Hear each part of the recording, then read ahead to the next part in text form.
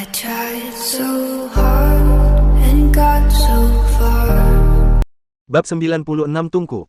Saat suara keras itu terdengar, suaranya berubah menjadi angin kencang yang menyebabkan bola-bola api di sekitarnya meredup. Suara keras bergema di dalam gua, memancarkan perasaan hukuman ilahi. Wang Lin menarik napas dalam-dalam. Ia menggenggam tangannya dan berkata dengan hormat, "Salam, Senior Ye." Sosok itu perlahan mengeras dan berubah menjadi pria berusia sekitar 40 tahun. Orang ini sangat tampan. Matanya berbinar seperti bintang dan kulitnya sehalus batu giok. Dia menatap Wang Lin tanpa emosi di wajahnya dan berkata, "Murong, kau boleh pergi." Murong, yang berlutut di tanah, segera berdiri, menyerbu ke arah salah satu gua, dan menghilang tanpa jejak. Yezi melambaikan tangan kirinya dan tiba-tiba muncul tirai cahaya yang mengelilingi mereka. Dia menghela napas dan berkata, dengan perasaan melankolis, "Wang Lin, kamu bukan murid sekte mayat. Tidak perlu berbohong. Adik magang juniorku Wu Yu pasti mengalami masalah. Wang Lin, tidak ada orang ketiga di sini, jadi katakan padaku." Wang Lin menegakkan punggungnya. Dia sudah memikirkannya dalam perjalanan ke sini. Tidak mungkin dia bisa berbohong kepada seorang kultivator Nas Chen Sol seperti Yezi, jadi dia memutuskan untuk mengatakan yang sebenarnya. Setelah merenung sejenak, Wang Lin menceritakan semua yang terjadi di reruntuhan. Yezi mendengarkan dengan diam dan tidak mengatakan sepatah kata pun. Dia menghela napas setelah Wang Lin selesai berbicara, lalu memejamkan mata dan berpikir, apa yang dikatakan Wang Lin ini seharusnya benar. Ketika saudara Wu Yu pergi, dia mengatakan bahwa boneka mayatnya akan maju dan apa yang dikatakan Wang Lin cocok dengan kepribadiannya. Boneka mayat yang memberontak. Sayang sekali, saudara magang junior, bagaimana pemberontakan boneka mayat Nas Chen Sol tahap tengah bisa semudah yang kamu katakan. Bahkan jika aku pergi, aku tidak bisa membantumu sama sekali. Karena kau menyuruh Wang Lin menyampaikan pesan itu, kau pasti punya ide lain. Dengan itu, Yezi menyebarkan indera ketuhanannya dan terkejut. Metode yang dikultivasikan Wang Lin ini sangat mirip dengan sekte mayat. Ia dipenuhi dengan energi yin. Setelah merenung sejenak, Yezi mengerti maksud Wu Yu. Ini adalah cara Wu Yu mengirimkan panggilan darurat saat mengirim murid sekte mayat. Setelah mengamati Wang Lin, dia melihat ke arah Adai. Setelah merenung sebentar, dia benar-benar mengerti maksud Wu Yu. Tubuh Adai diciptakan untuk mengolah metode kultivasi sekte mayat. Setelah Yezi menarik kembali pandangannya, dia perlahan bertanya pada Wang Lin, "Dia adalah Adai, yang menemani adik seperguruanku selama bertahun-tahun ini." Wang Lin mengangguk. Yezi menarik napas dalam-dalam dan berkata dengan tegas, "Wang Lin, aku memeriksa energi spiritualmu dan energi itu mengandung banyak unsur yin. Jika kau berkultivasi di sini, kau akan memiliki waktu yang jauh lebih mudah." "Wang Lin, apakah kau bersedia menjadi murid sekte mayat?" Wang Lin sudah menebak semua yang mungkin terjadi dalam perjalanan ke sini. Perekrutan Yezi sesuai dengan harapannya, jadi dia dengan hormat berkata, "Murid bersedia." Yezi mengangguk lagi dan berkata, "Baiklah. Karena kamu beruntung bertemu dengan adik laki-lakiku Wu Yu, maka kamu mungkin juga bisa menjadi muridnya yang sebenarnya. Mulai sekarang, kamu adalah murid generasi kedua sekte mayat." Setelah itu, dia menunjuk Adai dan berkata, "Aku akan membawa Adai bersamaku." Dia melihat ketidakpastian Wang Lin dan berkata, "Jangan khawatir.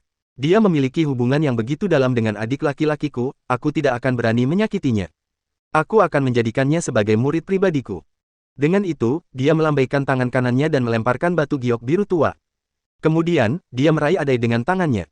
Adai menjerit saat mereka menghilang ke dalam gua. Wang Lin menangkap batu giok itu. Dia mengamatinya dengan indera ilahinya dan ekspresinya menjadi aneh. Hanya ada beberapa teknik sederhana dan tidak ada jejak metode kultivasi sekte mayat. Ini pasti karena Yezi khawatir, jadi Wang Lin tidak mempermasalahkannya. Saat dia sedang memeriksa batu giok, Murong mengintip dari salah satu gua dan berjalan keluar. Setelah dia melihat bahwa Yezi telah pergi, dia terbang ke Wang Lin dan hendak berbicara ketika dia melihat batu giok di tangannya. Dia terkejut dan cepat-cepat mundur beberapa langkah sambil berkata, "Murid Murong memberi salam kepada leluhur." Wang Lin terkejut dan menatap batu giok itu sambil berkata, "Saudaramu, tidak perlu seperti ini. Apakah warna batu giok itu berarti sesuatu?" Murong menatap giok di tangan Wang Lin dengan rasa iri, lalu tersenyum pahit dan mengeluarkan giok biru muda dan berkata, "Leluhur, sebelumnya kau tidak punya giok, jadi kita bisa saling bicara seolah-olah kita adalah teman sebaya, tapi sekarang setelah kau punya giok, sekte mayat punya aturan ketat mengenai pangkat, jadi bagaimana mungkin aku berani memanggilmu saudara Wang lagi? Lihatlah warna giokku. Giok adalah satu-satunya bentuk identifikasi di sekte mayat. Giok leluhur pertama berwarna hijau, giok leluhur berwarna biru tua, giok tetua berwarna biru muda, dan giok semua murid berwarna putih."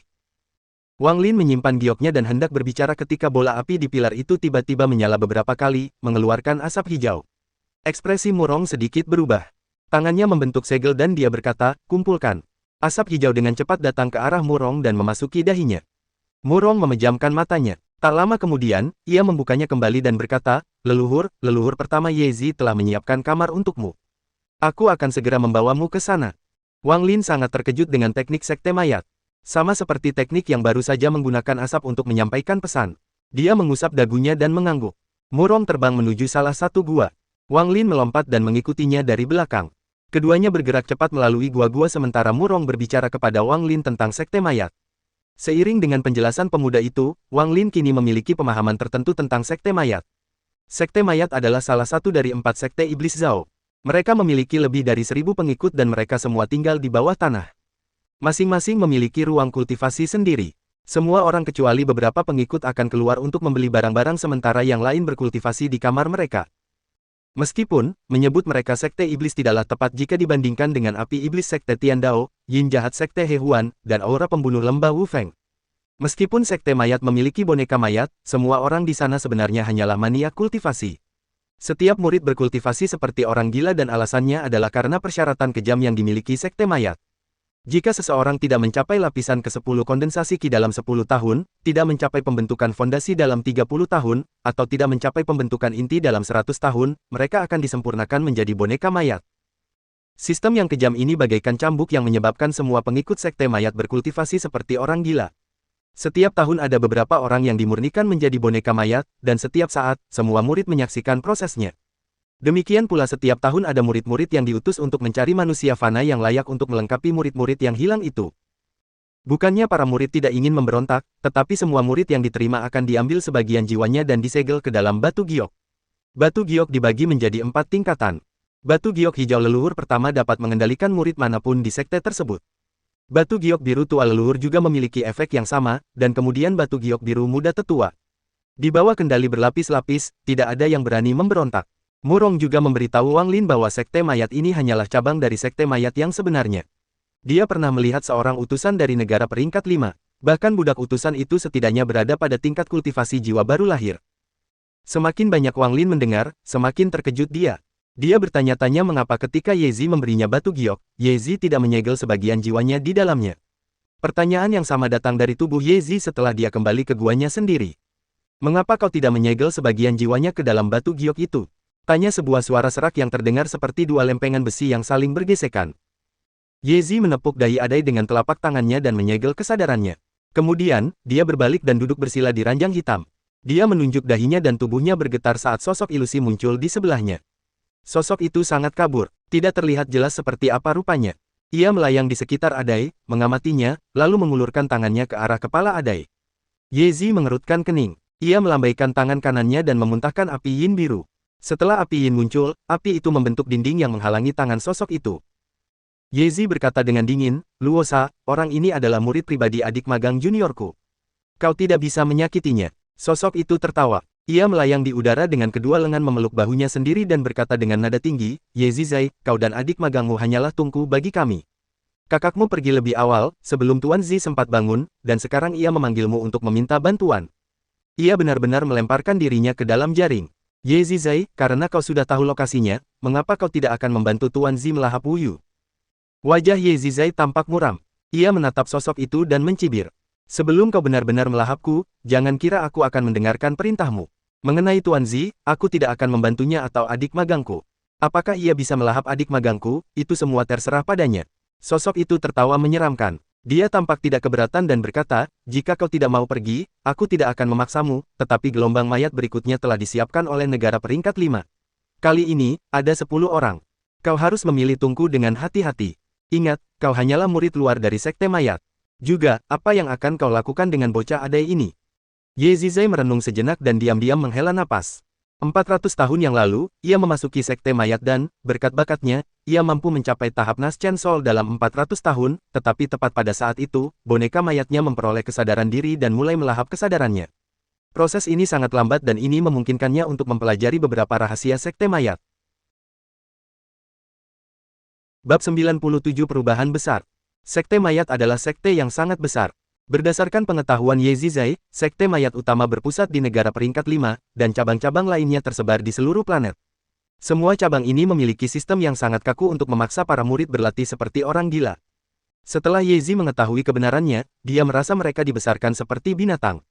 Setelah hewan mencapai tahap pembentukan inti, akan ada upacara. Yaitu saat jiwa-jiwa dari negara peringkat 5 yang telah kehilangan tubuh mereka akan ditempatkan ke dalam boneka mayat. Secara gamblang, sekte mayat adalah penyedia tubuh terbesar bagi sekte-sekte dari negara-negara peringkat 5. Harus dikatakan bahwa negara-negara peringkat 4 atau lebih tinggi melancarkan sejumlah perang setiap tahun. Dalam pertempuran di medan perang asing, cedera dan kematian tidak dapat dihindari. Semua kultivator di atas tahap Naschen memiliki peluang untuk melarikan diri dengan jiwa Naschen mereka jika mereka berhati-hati. Di saat itulah sekte mayat hadir. Baik itu orang yang kehilangan tubuhnya atau yang sedang bersiap untuk memiliki tubuh, semua transaksi yang berhubungan dengan tubuh dilakukan di sekte mayat. Tubuh-tubuh yang disediakan oleh sekte mayat semuanya memiliki bakat luar biasa dan telah berlatih metode kultivasi yang disediakan oleh sekte mayat sejak mereka masih muda. Setiap cabang sekte mayat menyediakan metode kultivasi yang berbeda-beda kepada para pengikutnya. Sekte mayat berurusan dengan banyak sekte dari negara peringkat 4 atau 5, dan beberapa dari mereka menandatangani kesepakatan eksklusif dengan sekte mayat untuk mendapatkan tubuh lebih cepat. Salah satu bagian dari kesepakatan tersebut adalah sekte tersebut menyediakan metode kultivasi dasar mereka, yang secara efektif menjadikan cabang sebagai ladang tubuh pribadi sekte mereka. Sekte mayat Zhao berasal dari sekte iblis di negara peringkat 5. Metode kultivasinya disebut metode dunia bawah. Yezi menghela napas. Bukannya dia tidak berpikir untuk memberontak, tetapi semakin banyak yang dia ketahui, semakin dia mengerti betapa kecilnya dia dibandingkan dengan yang lain. Dia tidak memenuhi syarat untuk memberontak, dan begitu kerasukan dimulai, itu tidak dapat dihentikan kecuali tingkat kultivasinya jauh melampaui tingkat kultivasi jiwa dalam boneka mayat. Ada lagi peraturan di sekte mayat, jika seorang murid mencapai tahap jiwa baru lahir, meskipun tubuhnya dirasuki orang lain, mereka diberi kesempatan untuk merasuki orang lain. Yezi Zai, misalnya, setelah ia benar-benar dilahap, jiwanya akan ditempatkan di boneka mayat seseorang yang dipilihnya. Ia kemudian akan merasuki orang tersebut melalui boneka mayat mereka, sama seperti saat ini. Namun, ia hanya punya satu kesempatan. Jika ia tidak dapat menembus tahap Naschen Soul dan mencapai tahap Spirit Severing, maka satu-satunya jalan yang tersisa baginya adalah dikirim ke medan perang asing untuk dijadikan umpan meriam. Setelah seseorang mencapai tahap pemisahan roh, mereka dipromosikan menjadi penatua di cabang negara peringkat 4. Mereka kemudian memiliki 1000 tahun untuk mencapai tahap transformasi jiwa. Konsekuensi kegagalannya sama. Yezizai menjawab pertanyaan Luosa dengan dingin. Adai bahkan belum mencapai tahap pembentukan inti, jadi apa hubungannya denganmu? Dia juga murid adik magang juniorku, jadi selama aku masih ada, aku akan menjamin keselamatannya.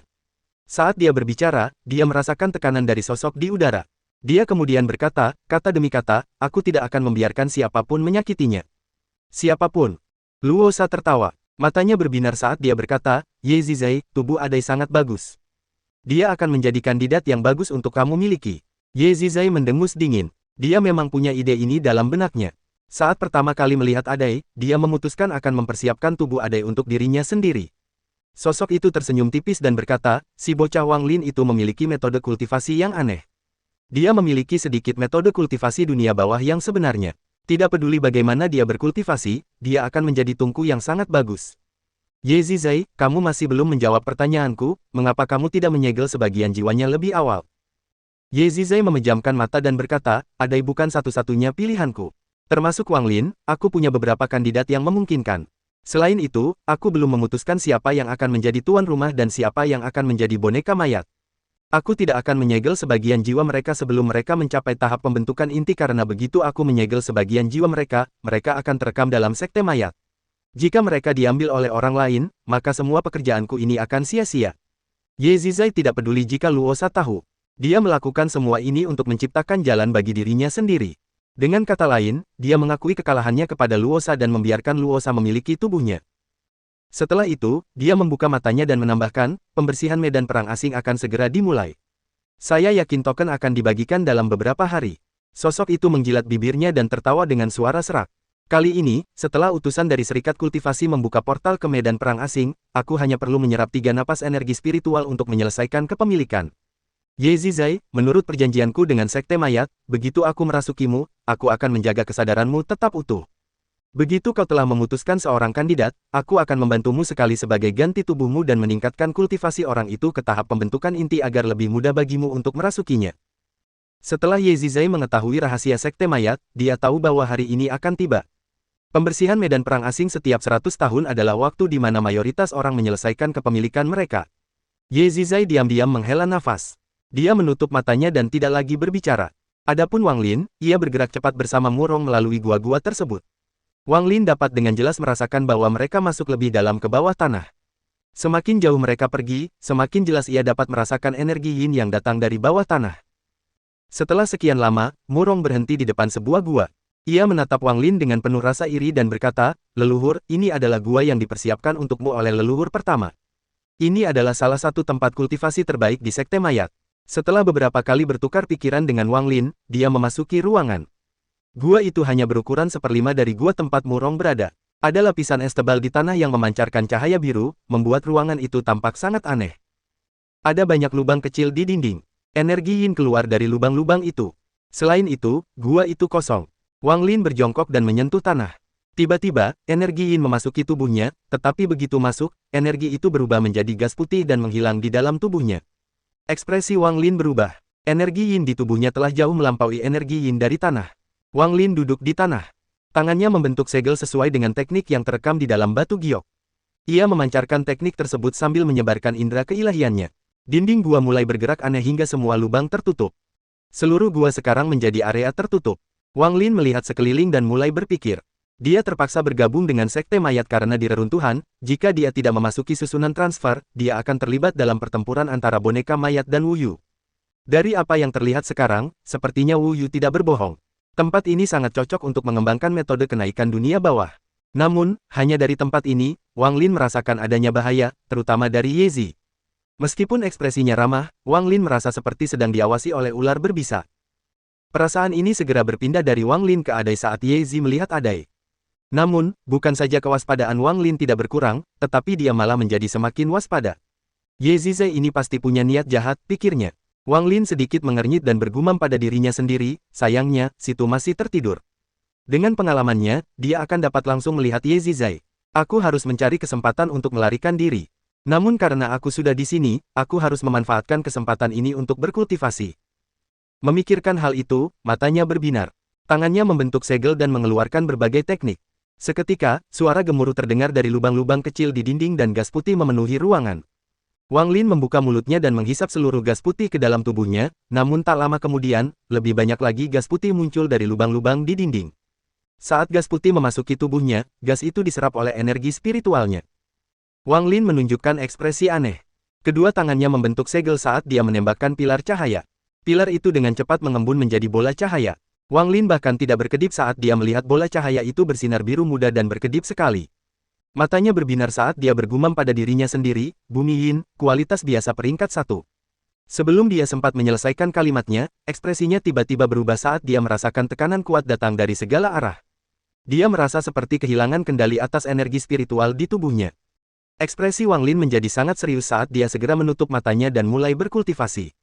Tetesan keringat besar jatuh dari dahinya dan tubuhnya segera basah oleh keringat. Pada saat itu, awan besar berwarna pelangi muncul di langit di atas Zhao. Dapat dikatakan bahwa awan itu menutupi seluruh langit. Saat awan itu muncul, seolah-olah hukuman ilahi telah turun. Ekspresi setiap kultivator di bawah tahap Naschen Soul, dimanapun mereka berada, dari sekte mana mereka berasal, atau apa yang mereka lakukan, berubah. Di bawah tekanan besar, semua pengikut kondensasi Qi ketakutan karena mereka kehilangan kendali atas energi spiritual dalam tubuh mereka.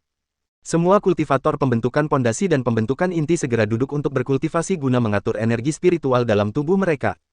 Hanya kultivator jiwa baru lahir yang mampu bertahan, tetapi ekspresi mereka berubah drastis. Di daerah rahasia di pegunungan belakang sekte Xiandao, Punanzi tiba-tiba membuka matanya. Ekspresinya berubah beberapa kali sebelum menampakkan ekspresi gembira. Tanpa sepatah kata pun, dia menghilang dari daerah rahasia itu dan muncul kembali 100 km jauhnya. Di dalam wilayah Zhao, beberapa lintasan cahaya muncul di langit, semuanya menuju ke menara surga di pusat Zhao. Melihat reaksi para kultivator, para manusia pun bereaksi lebih keras. Mereka semua berlutut di tanah menuju menara surga. Legenda mengatakan bahwa pembalasan ilahi berwarna pelangi akan datang setiap 100 tahun sekali. Akhirnya muncul lagi. Bab 98 Pengantar Medan Perang Asing. Semua kultivator Naschen Soul yang kuat terbang menuju menara surga. Jauh di dalam gua-gua sekte mayat, mata Ye Zizai berbinar saat ia menghilang dari ruangan dan dengan cepat berteleportasi. Sebelum ia pergi, ia menggunakan giok hijaunya untuk mengirimkan perintah kepada setiap murid sekte mayat. Aku akan keluar selama beberapa hari. Buka formasi pertahanan dan bunuh siapapun yang berani pergi. Leluhur keluarga Teng, Teng Huayuan, sedang berkultivasi di dalam rumah leluhur keluarga Teng ketika awan berwarna pelangi muncul. Matanya berbinar dan keraguan muncul di matanya. Setelah beberapa saat, dia meninggalkan giok transmisi suara dan pergi. Adegan yang sama terjadi di berbagai sekte besar di seluruh Zhao. Dari wilayah Zhao, seluruh jejak cahaya berkumpul di Menara Surga. Menara Surga merupakan simbol negara yang menjadi bagian dari persatuan kultivasi. Saat suatu negara bergabung, persatuan tersebut akan mengirim seseorang untuk membangun menara. Seorang utusan tinggal di dalam Menara Surga. Utusan ini tidak ikut campur dalam urusan negara tempat mereka berada dan hanya datang untuk menyelesaikan masalah besar. Punanzi adalah kultivator Naschen Soul pertama yang mencapai Heaven's Tower. Bagaimanapun, dia adalah kultivator Naschen Soul terakhir yang tersisa dari 500 tahun yang lalu. Level kultivasinya sudah berada di Naschen Soul tahap tengah dan dia hanya selangkah lagi dari Naschen Soul tahap akhir. Berbekal pengalaman yang diperolehnya dari medan perang di negeri asing, dia pun mantap menduduki posisi sebagai kultivator terkuat di Zhao. Dia mengenakan jubah abu-abu saat muncul di dasar Menara Surga. Melihat Menara Surga, menara berbentuk segi delapan itu menjulang tinggi ke langit. Ada semburan cahaya yang datang dari menara itu, membuatnya tampak sangat misterius. Punanzi menatap Menara Surga dengan ketakutan yang masih membayangi matanya. Ini adalah kedua kalinya dia berada di sini. Pertama kali adalah 500 tahun yang lalu, ketika semua 23 kultivator jiwa baru lahir dari Zhao dipaksa oleh negara peringkat 4 untuk memasuki medan perang asing. 500 tahun kemudian, dialah satu-satunya orang yang kembali. Punanzi bahkan tidak tahu bagaimana ia bisa bertahan hidup selama 500 tahun ini. Ada beberapa pertempuran besar setiap hari dan hidup dan mati diputuskan dalam sekejap. Selama 500 tahun ini, dia melihat banyak kultivator kuat. Para kultivator kuat ini hanya perlu menggerakkan jari mereka untuk membunuhnya. Salah satu kultivator jiwa baru lahir dari Zhao, leluhur sekte Heng Yue, Punanzi secara pribadi melihatnya ditelan utuh oleh seorang kultivator yang berpenampilan sangat biasa. Semakin banyak Punanzi melihat, semakin takut dia, dan semakin takut dia, semakin dia ingin menerobos tahap Naschen Soul. Dalam 500 tahun di medan perang asing itu, dia belajar bahwa di luar tahap Spirit Severing, ada tahap Soul Transformation. Dengan perasaan campur aduk, dia membungkuk ke arah Menara Langit dan berkata, "Utusan, Punanzi dari sekte Suan Dao ada di sini." "Punanzi, kau dan aku bisa dianggap sebagai kenalan lama. Kau tidak perlu bersikap begitu formal." Sebuah suara hangat terdengar dari menara, diikuti oleh seorang lelaki tua. Lelaki tua ini agak bulat, agak jelek, dan mengenakan jubah hijau yang menonjolkan perutnya yang bulat, membuatnya tampak agak lucu. Namun Punanzi tidak berani menunjukkan rasa tidak hormat. Ia melambaikan tangannya dan mengeluarkan sekantong barang. Ia menyerahkannya kepada lelaki tua itu dan berkata, "Tuan utusan, ini beberapa bahan yang telah kukumpulkan sejak aku kembali. Beberapa di antaranya adalah bahan yang Anda minta." Pria tua gemuk itu menyipitkan matanya dan tertawa. Dia menerima tas itu tanpa melihatnya dan menyimpannya sambil berkata, "Punanzi, kamu adalah kultivator Naschen Soul pertama dari Zhao yang berhasil kembali dari medan perang asing sejak aku menjadi utusan Zhao. Aku telah mengirim semua informasimu ke sekteku. Mereka telah mengirim kabar bahwa jika kamu berhasil menembus tahap akhir Naschen Soul dalam waktu 100 tahun, maka mereka akan melanggar aturan dan menerimamu sebagai murid kehormatan." Punanzi menampakkan ekspresi gembira dan mengangguk. Saat keduanya berbicara, dua garis cahaya muncul dan mendarat di area terbuka. Seorang pria dan wanita berada di sana. Pria itu tampak berusia sekitar 30 tahun. Dia sangat tampan namun jahat. Ketika dia melihat pria tua gemuk itu, dia dengan cepat dan hormat berkata, "Chen Huan dari sekte He Huan memberi salam kepada utusan tuan." Wanita itu sangat cantik. Dia menatap lelaki tua gemuk itu dan berkata dengan hormat, "Chen Yan dari sekte He Huan memberi hormat kepada utusan tuan." Utusan gendut itu mengangguk dan tidak lagi memperhatikan mereka saat ia mulai mengobrol dengan Punanzi. Dari pandangannya, hanya Punanzi yang hampir tidak punya hak untuk berbicara dengannya. Tak lama kemudian, lebih dari 10 orang tiba, termasuk Teng Huayuan. Orang terakhir yang tiba adalah Ye Zizai. Begitu memasuki menara, utusan gemuk itu mengembuskan napas pelan. Ia menatap Ye Zizai dan tersenyum tipis. Ketika semua kultivator Naschen Soul tiba, awan berwarna pelangi semakin tebal di langit. Ekspresi utusan gemuk itu menjadi serius saat dia membentuk beberapa segel dan menembakkannya ke langit. Tak lama kemudian, awan mulai bergerak dan seberkas cahaya merah turun dari langit ke Menara Surga. Tak lama kemudian, 6 warna pelangi lainnya juga turun ke Menara Surga. Setelah Menara Surga menyerap 7 sinar cahaya, menara itu berguncang dan cincin cahaya berdiameter puluhan meter muncul dari puncak menara. Cincin cahaya itu melesat ke langit, membentuk lubang hitam. Cincin petir putih mengelilingi lubang hitam itu. Jika mendongak, terlihat gelombang energi menyebar dengan pilar cahaya sebagai pusatnya. Awan mencair seperti air panas yang dituangkan ke salju.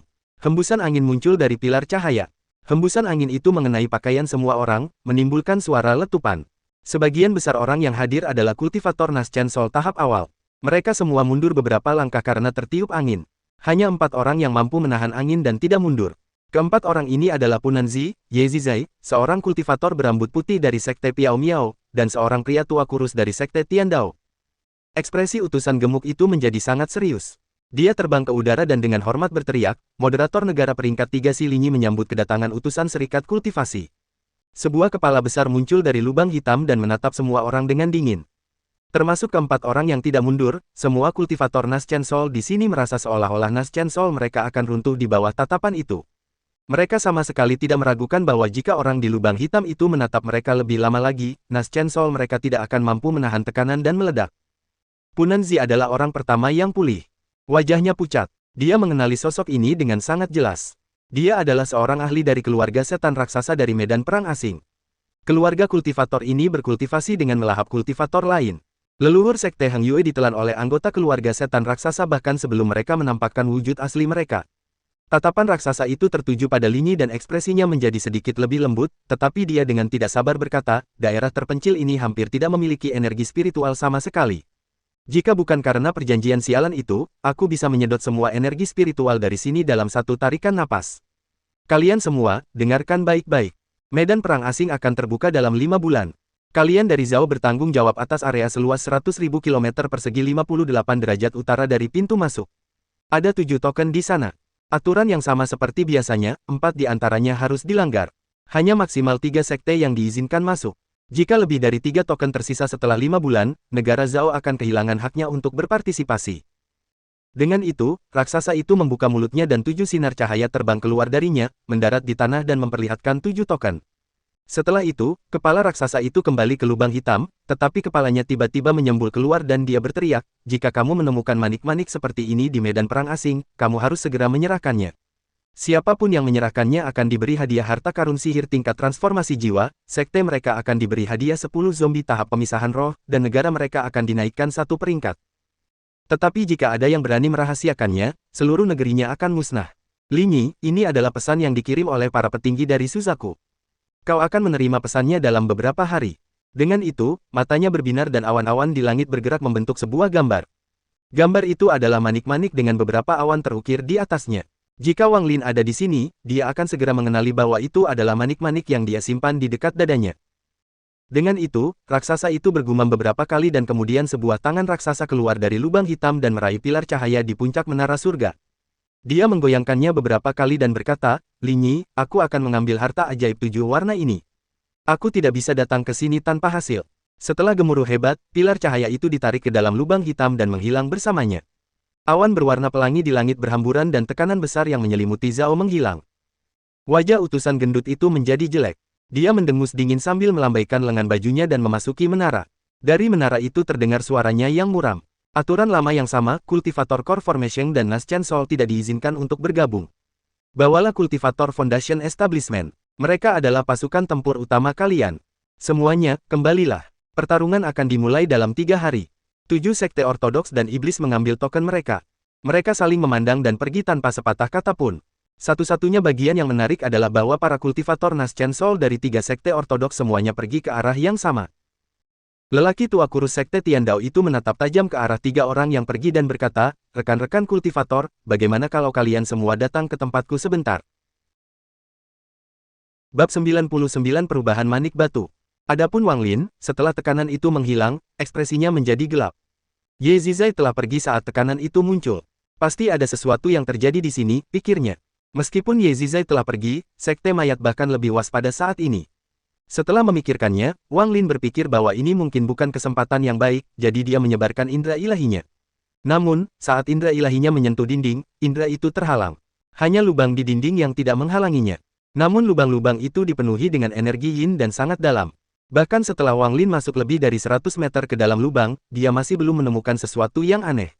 Namun, energi yin menjadi lebih kuat, sampai pada titik di mana indera keilahiannya tidak dapat menahannya lagi dan menunjukkan tanda-tanda runtuh. Dia merenung sejenak. Dia tidak bertindak gegabah dan pertama-tama menarik indera keilahiannya. Dia menenangkan hatinya, lalu membentuk beberapa segel saat semua energi spiritual di tubuhnya mulai bekerja. Kemudian, lapisan cahaya biru tua muncul di tubuhnya. Setelah cahaya itu muncul, itu membentuk pusaran air yang menyedot semua gas putih. Semua murid yang berkultivasi di dalam sekte mayat baru saja pulih dari tekanan. Mereka semua terkejut karena mereka dapat dengan jelas merasakan energi yin berkurang saat Wang Lin berkultivasi. Karena energi yin berasal dari tempat misterius yang jauh di bawah tanah, mereka semua sangat terkejut. Ketika Wang Lin melihat aliran energi yin yang tak berujung datang, ia segera berhenti menyerapnya dan mulai mencerna energi yin dalam tubuhnya. Saat dia sedang berkultivasi, dia tiba-tiba merasakan area tempat dia memegang manik-manik itu menjadi dingin. Dia segera mengeluarkan manik-manik itu dan menemukan bahwa tetesan cairan yang tak terhitung jumlahnya telah terkumpul di sana. Wang Lin langsung terkejut. Harus dikatakan bahwa satu kelemahan dari manik penentang surga adalah tidak adanya energi spiritual di dalamnya, jadi dia harus minum cairan roh untuk terus berkultivasi di dalamnya. Namun, efek dari air roh berkurang seiring penggunaan. Hanya air roh dari embun yang mempertahankan efektivitasnya. Namun, pengumpulan embun terlalu lambat. Itulah sebabnya dia tidak banyak berlatih di dalam manik-manik setelah dia mulai mengolah metode kenaikan dunia bawah. Namun, dia masih mengumpulkan embun untuk digunakan sesekali. Sekarang, entah mengapa, manik penentang surga tiba-tiba menghasilkan cairan sebanyak ini.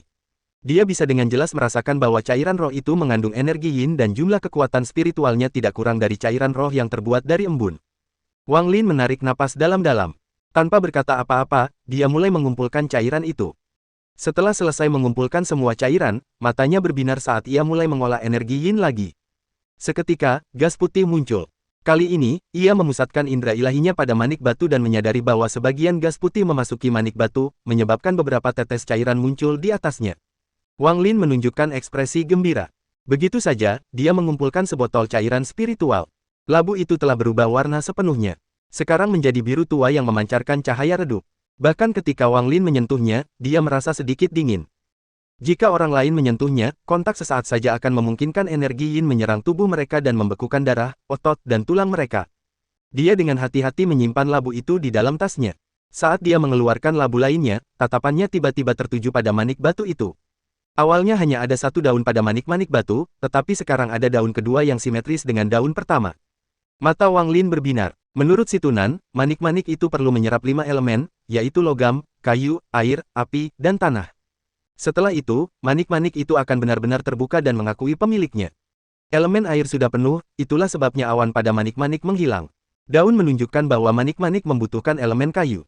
Namun, material elemen kayu sulit ditemukan. Ketika Wang Lin memeriksa pasar di kota keluarga Teng, ia menemukan beberapa, tetapi harganya sangat tinggi. Ia juga tidak tahu bagaimana membuat manik-manik menyerapnya atau bahkan apakah material tersebut cukup untuk melengkapi manik-manik, jadi ia menyerah. Namun, jika dilihat sekarang, ada sehelai daun tambahan pada manik-manik itu. Hal ini membuat Wang Lin berpikir keras.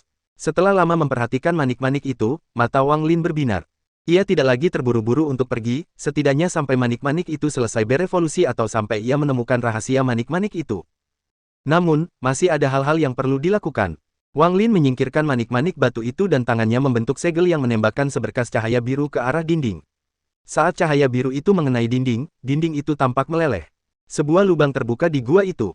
Wang Lin masuk melalui lubang itu dan mengikuti rute yang direncanakan semula.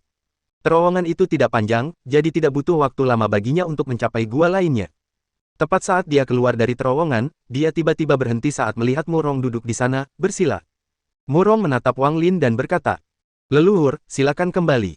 Leluhur pertama meninggalkan perintah yang menyatakan bahwa tidak seorang pun boleh meninggalkan gua pribadinya. "Leluhur, tolong jangan buat aku kesulitan." Tatapan Wang Lin menyapu ruangan itu sambil mengangguk dan mundur beberapa langkah.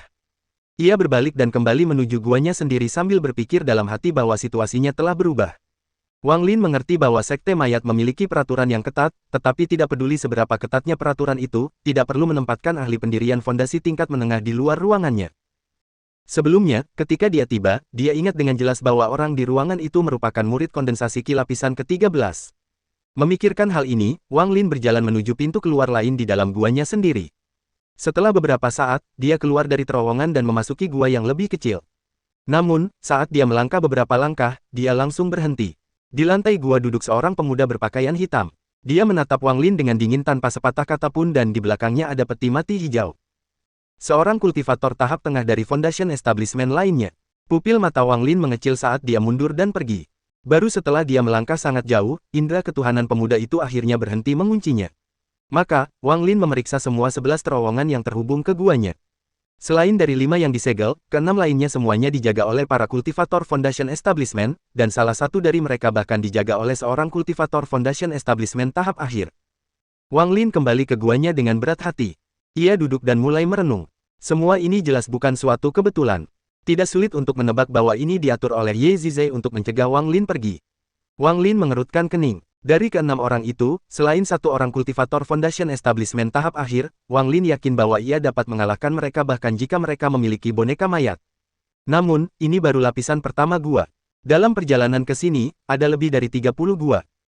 Akibatnya, dia tidak dapat pergi dalam waktu singkat, jadi sebelum dia sempat mencapai gua terakhir, dia akan dihentikan oleh kultivator Foundation Establishment tahap akhir, atau bahkan kultivator Core Formation dari Core Sect. Wang Lin tidak dapat menahan senyumnya. Ia berharap si Tunan sudah bangun sekarang. Jika si Tunan sudah bangun, akan lebih mudah untuk pergi dengan memanfaatkan pengalaman si Tunan. Wang Lin memanggil si Tunan beberapa kali di dalam manik-manik, tetapi menyerah setelah tidak mendapat respons. Namun Wang Lin tahu bahwa jika dia ingin meninggalkan tempat ini, itu bukanlah sesuatu yang dapat dia lakukan dalam waktu singkat. Tindakannya sebelumnya hanya untuk memeriksa situasi. Kedua tangannya membentuk segel dan menutup gua itu. Ia mulai mengolah energi yin sekali lagi. Ia tidak hanya memiliki manik-manik itu, tetapi indera ilahinya juga memasuki lubang-lubang di dinding. Wang Lin tidak membagi indera ketuhanannya, tetapi memindahkan semuanya menjadi satu ke salah satu lubang kecil. Hasilnya, jangkauan indera ketuhanannya meningkat pesat. Awalnya, dengan indera ketuhanannya, jangkauannya adalah 1 kilometer, tetapi gangguan dari dinding gua sangat kuat, sehingga ia terperangkap di dalam gua. Saat Wang Lin berkultivasi, gas putih dengan cepat berkumpul ke arahnya. Indera keilahiannya seperti benang tipis yang bergerak melalui terowongan di dinding. Meskipun terowongan itu sangat panjang, kompleksitasnya bahkan lebih menakjubkan. Tak lama kemudian, ia tiba di tempat terjauh yang pernah ia jelajahi, yaitu sekitar 100 meter dari gua Wang Lin. Setelah indera ketuhanannya sampai di sana, menjadi sulit baginya untuk melangkah lebih jauh karena gelombang energi yin menyerbu ke depan. Jika bukan karena Wang Lin yang sedang mengolah metode kenaikan dunia bawah, yang membuatnya sangat tahan terhadap energi yin, indera ketuhanannya akan runtuh di bawah satu gelombang energi yin ini. Namun, kecepatannya dalam menyelidiki telah melambat banyak. Setelah waktu yang tidak diketahui, indera keilahiannya telah mencapai 300 meter ke dalam terowongan. Gas putih yang mengalir ke arahnya datang dalam gelombang hingga hampir membentuk dinding yang menghalangi jalannya. Wang Lin menggertakkan giginya dan menghancurkan tembok ini dengan akal sehatnya. Pemandangan di hadapannya menyebabkan Wang Lin yang duduk di sana berkultivasi dengan mata tertutup membuka matanya. Bab 100 memperbaiki sarung pedang. Ini adalah gua yang sangat besar dengan banyak lubang kecil di dindingnya. Indera ketuhanan Wang Lin keluar dari salah satu lubang kecil itu. Di tengah ruangan terdapat sebuah peti mati besar. Peti mati ini terlihat sangat normal. Bahkan, tidak ada hiasan apapun di atasnya, tetapi gelombang energi yin yang kuat dilepaskan dari peti mati tersebut. Energi yin berubah menjadi gas putih yang terhisap ke dalam lubang-lubang yang tak terhitung jumlahnya. Wang Lin ragu-ragu dan mengamati peti mati itu sejenak. Kemudian, ia mencoba memeriksanya dengan indera ketuhanannya dan, yang mengejutkannya, ia masuk tanpa perlawanan apapun. Peti mati itu benar-benar kosong kecuali sebuah lubang besar. Energi yin keluar dari lubang ini. Energi yin sangat padat. Gelombang energi yin menghalangi indera ketuhanan Wang Lin untuk melihatnya. Di guanya sendiri, mata Wang Lin menunjukkan cahaya yang kuat. Untuk mengetahui dari mana energi yin ini berasal dan mengapa manik-manik itu dapat menyerap energi yin ini, dia mengeluarkan labu dari tasnya dan meneguknya tanpa ragu-ragu. Bahkan dengan kondisi fisik Wang Lin saat ini, dia tidak bisa menahan diri untuk tidak menggigil. Dia dengan cepat kehilangan kesadaran dan tubuhnya menjadi mati rasa. Wang Lin tidak membuang waktu dan dengan cepat mengedarkan energi spiritual di tubuhnya untuk menyerap energi yin. Saat dia menyerap energi yin, indera ketuhanannya menjadi lebih kuat. Dengan aliran energi yang konstan, indera ketuhanannya menyerbu ke dalam lubang di peti mati. Indera ketuhanannya berjuang di dalam lubang dan berkali-kali energi yin hampir menyebarkan indera ketuhanannya. Ketika dia turun sekitar 400 meter, energi yin membentuk dinding. Wang Lin mengatupkan giginya dan meneguk cairan yin spirit dalam jumlah banyak. Ia menerobos dinding dan terkejut dengan apa yang dilihatnya. Tubuh yang sangat besar melayang di udara. Jika Wang Lin membandingkan tubuhnya dengan tubuh raksasa ini, dia hanya seukuran jari raksasa itu. Di tubuh itu terdapat tanaman aneh berwarna hijau keunguan. Tanaman itu akan bergerak dengan cara yang aneh dan tubuhnya akan tampak mengecil, tetapi dengan cepat tumbuh kembali seperti semula. Saat siklus itu berlanjut, tanaman ungu itu dengan cepat melepaskan energi yin. Wang Lin tercengang. Ia menyebarkan indera ketuhanannya, mengamatinya sebentar, dan tercengang. Tubuh ini sengaja ditinggalkan di sini oleh seseorang. Tujuannya adalah untuk menjadi nutrisi bagi tanaman hijau ungu. Jelaslah bahwa alasan sekte mayat memiliki energi yin ini adalah karena tanaman ini. Bahkan alasan mengapa Manik penentang surga berevolusi pastilah planet-planet ini. Wang Lin merasa tempat ini sangat aneh karena saat dia masuk, dia merasakan adanya bahaya. Tepat saat dia hendak pergi, sebuah suara yang sulit dimengerti terdengar. Wang Lin tidak mengatakan sepatah kata pun dan berusaha menarik kembali indera ketuhanannya, tetapi dia terkejut saat mengetahui bahwa energi yin di ruangan itu menghalanginya untuk pergi. Tak lama kemudian, suara itu semakin dekat, hingga dia hampir dapat mendengar apa yang dikatakannya. Selamatkan aku. Wang Lin dengan tegas mengambil labu itu dan meminum semua cairan roh yin yang tersisa. Indera ketuhanannya bergetar saat ia menyerbu energi yin di sekitarnya. Sejumlah besar energi yin memasuki indera ketuhanannya dan bercampur dengan energi yin yang tidak terserap dalam tubuhnya, menyebabkan Wang Lin batuk seteguk darah. Pada saat darah itu dibatukkan, darah itu sudah membeku. Meski begitu, indera keilahiannya berhasil menembus rintangan itu dan dengan cepat kembali ke tubuhnya. Dia batuk lagi dan mengeluarkan lebih banyak darah beku sambil menunjukkan ekspresi ketakutan. Dia tidak berani memeriksa lagi dan segera mulai berkultivasi untuk mengatur tubuhnya. Setelah beberapa saat, dia membuka matanya dan mulai merenung sambil menatap lubang-lubang di dinding. Waktu berlalu dengan lambat dan dalam sekejap mata, Wang Lin sudah berada di sekte mayat selama 4 hari. Selama 4 hari ini, selain 3 hari yang lalu, ketika ia menjelajahi bawah tanah dengan indera ilahinya, ia tidak keluar sama sekali. Ia menghabiskan seluruh waktu ini untuk mengumpulkan cairan roh yin dari manik-manik. Selama waktu ini, manik-manik itu berubah dari 2 daun menjadi 3 daun.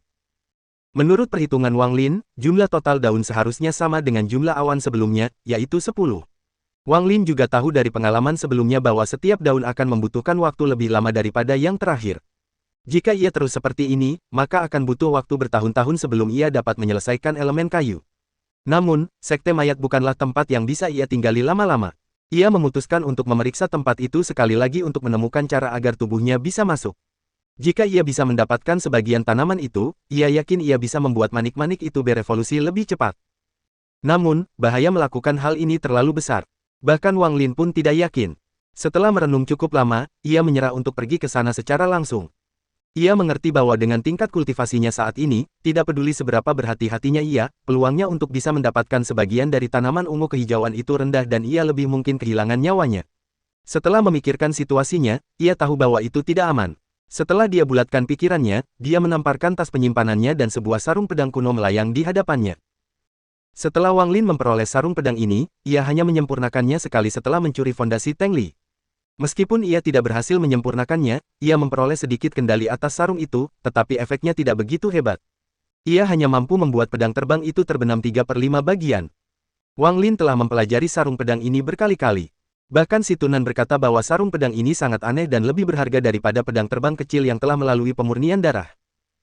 Mata Wang Lin berbinar saat dia bergumam. Sun Hao berkata sebelumnya bahwa dia menemukan pedang dan sarung pedang ini di dalam gua kuno dan selain gurunya, hanya orang-orang yang telah mencapai tahap pembentukan inti yang dapat memurnikannya. Ada kebenaran dan kebohongan dalam hal ini. Bukannya kamu tidak dapat memurnikannya jika kamu berada di bawah tahap pembentukan inti, hanya saja jumlah waktu dan energi spiritual yang dibutuhkan terlalu besar. Setelah kamu mencapai tahap pembentukan inti, api di inti seseorang mempersingkat prosesnya secara signifikan. Sayangnya, teknik pemurnian darah hanya dapat digunakan pada satu item. Jika dapat digunakan pada keduanya pada saat yang sama, maka segalanya akan jauh lebih mudah. Wang Lin bahkan tidak berkedip saat menatap sarung pedang itu. Untuk meningkatkan kekuatan pedang terbangnya, dia harus mencoba memperbaiki sarung pedang ini lagi. Meskipun dia tidak memiliki inti, dia memiliki inti dingin dari kultivasi metode kenaikan dunia bawah. Semua energi spiritual dalam tubuhnya dikelola oleh inti dingin dalam tubuhnya. Wang Lin telah mempelajarinya selama beberapa waktu, tetapi si Tunan pernah mengatakan kepadanya bahwa inti dingin jauh dari inti sejati dan bahwa kecuali itu adalah pilihan terakhir, inti dinginnya tidak boleh meninggalkan tubuhnya. Setelah inti dingin meninggalkan tubuhnya selama beberapa waktu, ia menghilang, yang berarti bahwa ia harus membentuk inti dingin lain. Pertama kali dia menyempurnakan sarung pedang adalah ketika dia pertama kali memasuki tahap pembentukan pondasi. Sekarang setelah dia mengolah metode kenaikan dunia bawah, belum lagi perubahan kualitas energi spiritualnya sendiri juga telah meningkat pesat. Dia sekarang berada di puncak tahap awal pembentukan pondasi dan hanya selangkah lagi dari tahap tengah pembentukan pondasi, jadi kali ini akan jauh lebih mudah. Memikirkan hal itu, Wang Lin membuka mulutnya dan mengeluarkan seteguk energi spiritual yin. Saat energi spiritual yin menyentuh sarung pedang, lapisan es menutupi sarung pedang. Wang Lin menunjuk dengan jarinya dan sarung pedang itu perlahan berputar di udara sambil memancarkan cahaya biru. Itu terlihat sangat indah. Tangan Wang Lin tidak berhenti saat ia menembakkan beberapa sinar cahaya biru. Setiap kali cahaya biru menyentuh sarung pedang akan bergetar. Secara bertahap, tangan Wang Lin bergerak lebih cepat dan lebih cepat, sampai tampak seperti ada aliran cahaya yang menghubungkan tangan Wang Lin dengan sarung pedang dan frekuensi getaran sarung pedang meningkat. Tetesan keringat besar muncul di dahi Wang Lin, tetapi langsung membeku dan jatuh ke tanah. Wang Lin tidak punya waktu untuk repot-repot dengan itu sama sekali karena ia dengan cepat menembakkan beberapa sinar cahaya biru lagi. Kemudian, ia dengan cepat menamparkan tas penyimpanannya dan meminum cairan roh yin sebelum ia terus memurnikan sarung pedang. Waktu berlalu dengan lambat. Setelah sarung pedang bergetar begitu lama, cahaya biru di sekitarnya menyala dan mati. Perlahan, bentuk segi 5 muncul di sarung pedang. Setelah melihat pola itu, Wang Lin sedikit rileks.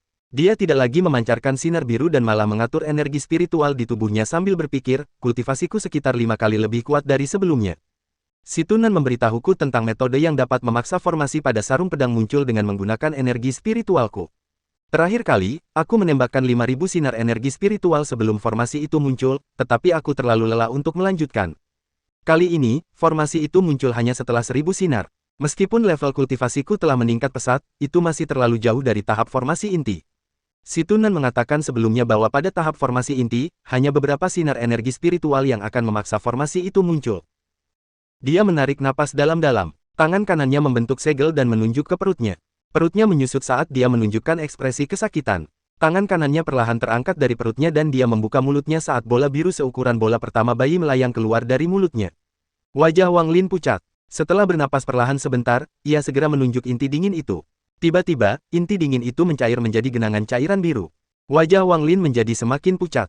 Bahkan tidak ada sedikit pun darah, tetapi ekspresi Wang Lin menjadi semakin serius saat ia dengan hati-hati mengarahkan inti dingin yang mencair itu ke sarung pedang. Bab 101 Giok Jiwa. Setelah selesai, ekspresi Wang Lin menjadi lebih serius saat dia menatap simbol pada sarung pedang. Dia membentuk segel dengan kedua tangannya dan dia meludahkan seteguk energi spiritual biru. Saat energi spiritual biru menyentuh sarung pedang, api biru mengelilinginya. Rasanya kurang tepat menyebutnya api. Meski bentuknya seperti api, suhunya tidak seperti api. Malah, saat api ini muncul, suhu seluruh ruangan langsung turun. Wang Lin bahkan tidak berkedip saat dia mengendalikan api dingin untuk memurnikan sarung pedang. Api dingin ini adalah sesuatu yang dia ciptakan saat mencoba menyalin api inti seorang kultivator formasi inti. Karena dia tidak memiliki seorang pun untuk diajak berkonsultasi, dia sangat berhati-hati tentang hal itu. Setelah berteori cukup lama, dia yakin bahwa api dinginnya cukup untuk memurnikan sarung pedang. Waktu berlalu dengan lambat. 3 hari kemudian, Ye Zizai kembali ke dataran di atas sekte mayat seperti meteor. Saat kakinya menyentuh tanah, dia menghilang tanpa jejak. Ketika dia muncul kembali, dia sudah berada di dalam kamarnya sendiri. Dia sangat gelisah saat memikirkan kesepakatannya dengan 3 sekte iblis lainnya. Ujian kualifikasi untuk memasuki medan perang asing sebelumnya dimenangkan oleh sekte-sekte iblis, tetapi sekarang ada Punan Zi dan sekte Suandao-nya, jadi hasilnya tidak pasti. Alisnya berkerut saat dia bergumam, apakah kau yakin bisa membunuh Punan Zi? Suara serak keluar dari tubuh Ye Zizai. Meskipun junior itu baru berada di tahap tengah Nas Chen Sol, dia sudah berada di puncak tahap tengah. Jika dia beruntung, dia bisa menembus tahap akhir dalam waktu 100 tahun dan menjadi penguasa negara kultivasi peringkat 3. Jika kepemilikanku lengkap, dia tidak akan menjadi masalah besar, tetapi saat ini, aku tidak ingin membuat masalah menjadi lebih rumit. Ye Zizai merenung cukup lama dalam diam. Setelah sekian lama, ia mengeluarkan sepotong batu giok.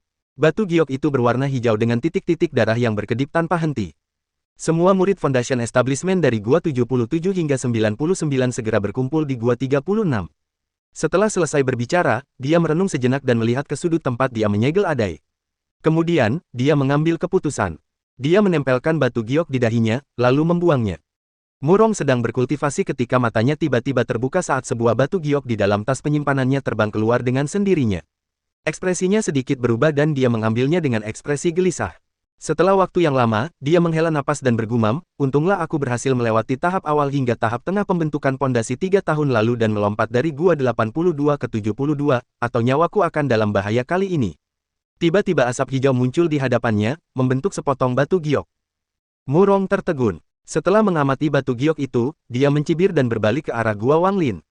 Setelah beberapa saat, ia tiba di Gua Wang Lin.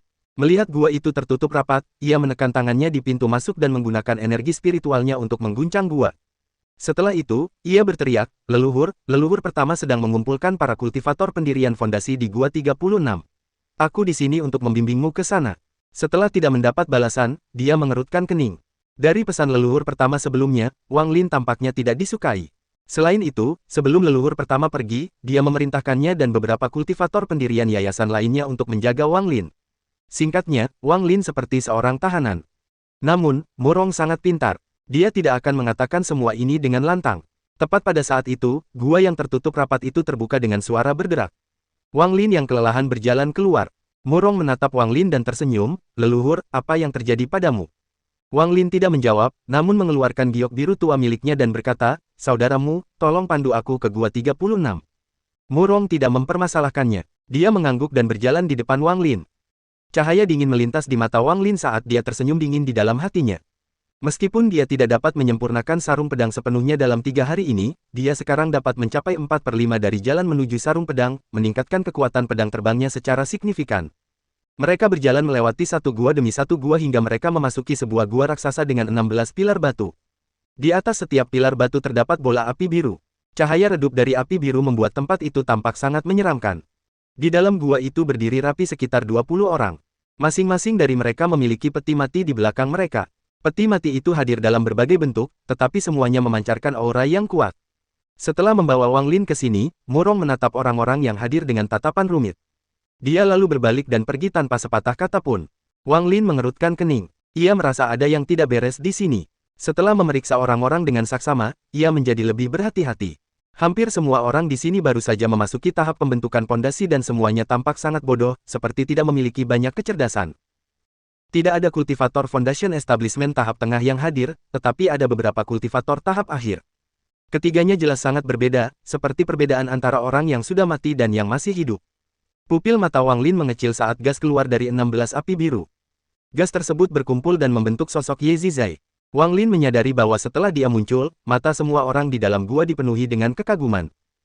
Tatapan Ye Zizai menyapu semua orang. Tatapannya berhenti pada Wang Lin selama beberapa detik. Dia berkata dengan jelas, medan perang asing yang dibuka setiap 100 tahun sekali akan segera dibuka lagi. Untuk mendapatkan hak masuk, kita mungkin akan melawan sekte ortodoks. Aturannya adalah bahwa kultivator Core Formation dan Naschen Soul tidak diizinkan masuk. Segera, kalian semua akan diteleportasi ke lembah Jueming. Du Chen akan bertanggung jawab atas semua orang di sana. Du Chen, kemarilah. Seorang pria parubaya berpakaian hitam berjalan mendekat. Wang Lin menatapnya dan melihat bahwa dia adalah salah satu dari 3 kultivator tahap akhir Foundation Establishment yang telah memasuki ranah Pseudo Core Formation. Ini adalah token untuk memasuki medan perang asing. Simpan baik-baik. Ingat, tujuan dari kompetisi ini adalah untuk mencuri token lainnya. Selain itu, berhati-hatilah dengan 3 sekte iblis lainnya. Siapapun yang membunuh 5 musuh akan dibebaskan jiwanya. Setelah itu, dia menyerahkan token tersebut, lalu mengeluarkan 3 potong batu giok saat tatapan dinginnya tiba-tiba tertuju pada Wang Lin. Ekspresi Wang Lin normal saat dia diam-diam menatap Ye Zizai. Nada bicara Ye Zizai terdengar biasa saja saat dia berkata dengan tenang, "Giok-giok ini berisi sebagian kecil jiwa semua orang selain milikmu." Tanpa sepatah kata pun, Wang Lin menggigit ujung lidahnya dan memuntahkan darah. Ia menyentuh dahinya dengan tangan kanannya dan cahaya keemasan bersinar, menyebabkan darah berubah menjadi setetes darah keemasan. Teknik untuk mengambil sebagian jiwanya tercatat dalam batu giok yang diberikan Ye Zizai kepadanya. Wang Lin menunjuk setetes darah emas. Darah itu melesat maju dan mendarat di salah satu batu giok di tangan Ye Zizai. Ye Zizai tercengang saat melihat Wang Lin. Dia tidak menyangka Wang Lin akan begitu bersedia. Awalnya, dia siap untuk langsung membunuh Wang Lin jika dia menolak. Dia telah membuat keputusan untuk tidak lagi menggunakan Wang Lin sebagai boneka mayat atau target kepemilikan. Lagi pula, selain metode kultivasi yang aneh, bakat Wang Lin tidak sebagus orang-orang yang telah dia persiapkan. Siapapun yang telah dia persiapkan untuk tubuh atau boneka mayatnya memiliki lebih banyak bakat daripada Wang Lin, jadi dia memilih adai pada akhirnya. Melihat Wang Lin menuruti perintah, Ye Zizai menatap Wang Lin dan melambaikan tangannya. Sebuah gua raksasa terbuka. Di dalamnya sangat gelap dan ada kekuatan hisap yang datang dari dalam. Ye Zizai melemparkan 3 batu giok yang berisi serpihan jiwa semua orang ke arah Du Chen dan 2 orang lainnya. Mata Wang Lin berbinar saat ia menyadari bahwa 2 orang lainnya adalah 2 kultivator Foundation Establishment tahap akhir yang tersisa. Keraguan di hati Wang Lin semakin kuat, tetapi ekspresinya tetap normal. Dia dengan hati-hati mengingat kultivator yang memegang batu giok yang berisi sebagian jiwanya. Ye Zizai berkata dengan datar, "Pergilah, aku akan menunggu kabar baik." Du Chen mengangguk dengan hormat. Dia adalah orang pertama yang melangkah ke dalam gua raksasa dan menghilang. Ekspresi Wang Lin tampak biasa saja. Dia sama sekali tidak ragu saat menghilang dari sekte mayat. Setelah semua orang pergi, suara serak bergema di dalam gua. Ye Zizai, dengan 20 boneka dan bocah itu sebagai korban, begitu boneka memakan mereka, tingkat kultivasi mereka akan melonjak ke formasi inti semu. Kali ini, kualifikasi sekte mayat terjamin. Ye Zizai berkata dengan tenang, energi yin dalam diri Wang Lin sangat murni, jadi dia pasti punya beberapa rahasia. Jika beberapa tahun sebelumnya, aku akan meluangkan waktu untuk menyelidikinya sedikit, tetapi sekarang aku hanya punya waktu 3 bulan lagi untuk hidup. Hari ketika medan perang asing dibuka adalah hari ketika aku mati, jadi tidak ada gunanya lagi. Karena aku tidak akan menggunakan tubuhnya, mungkin lebih baik menggunakannya sebagai makanan bagi boneka mayat untuk meningkatkan kekuatan mereka. Luo Cha, aku akan memintamu untuk meningkatkan adai ke tahap formasi inti.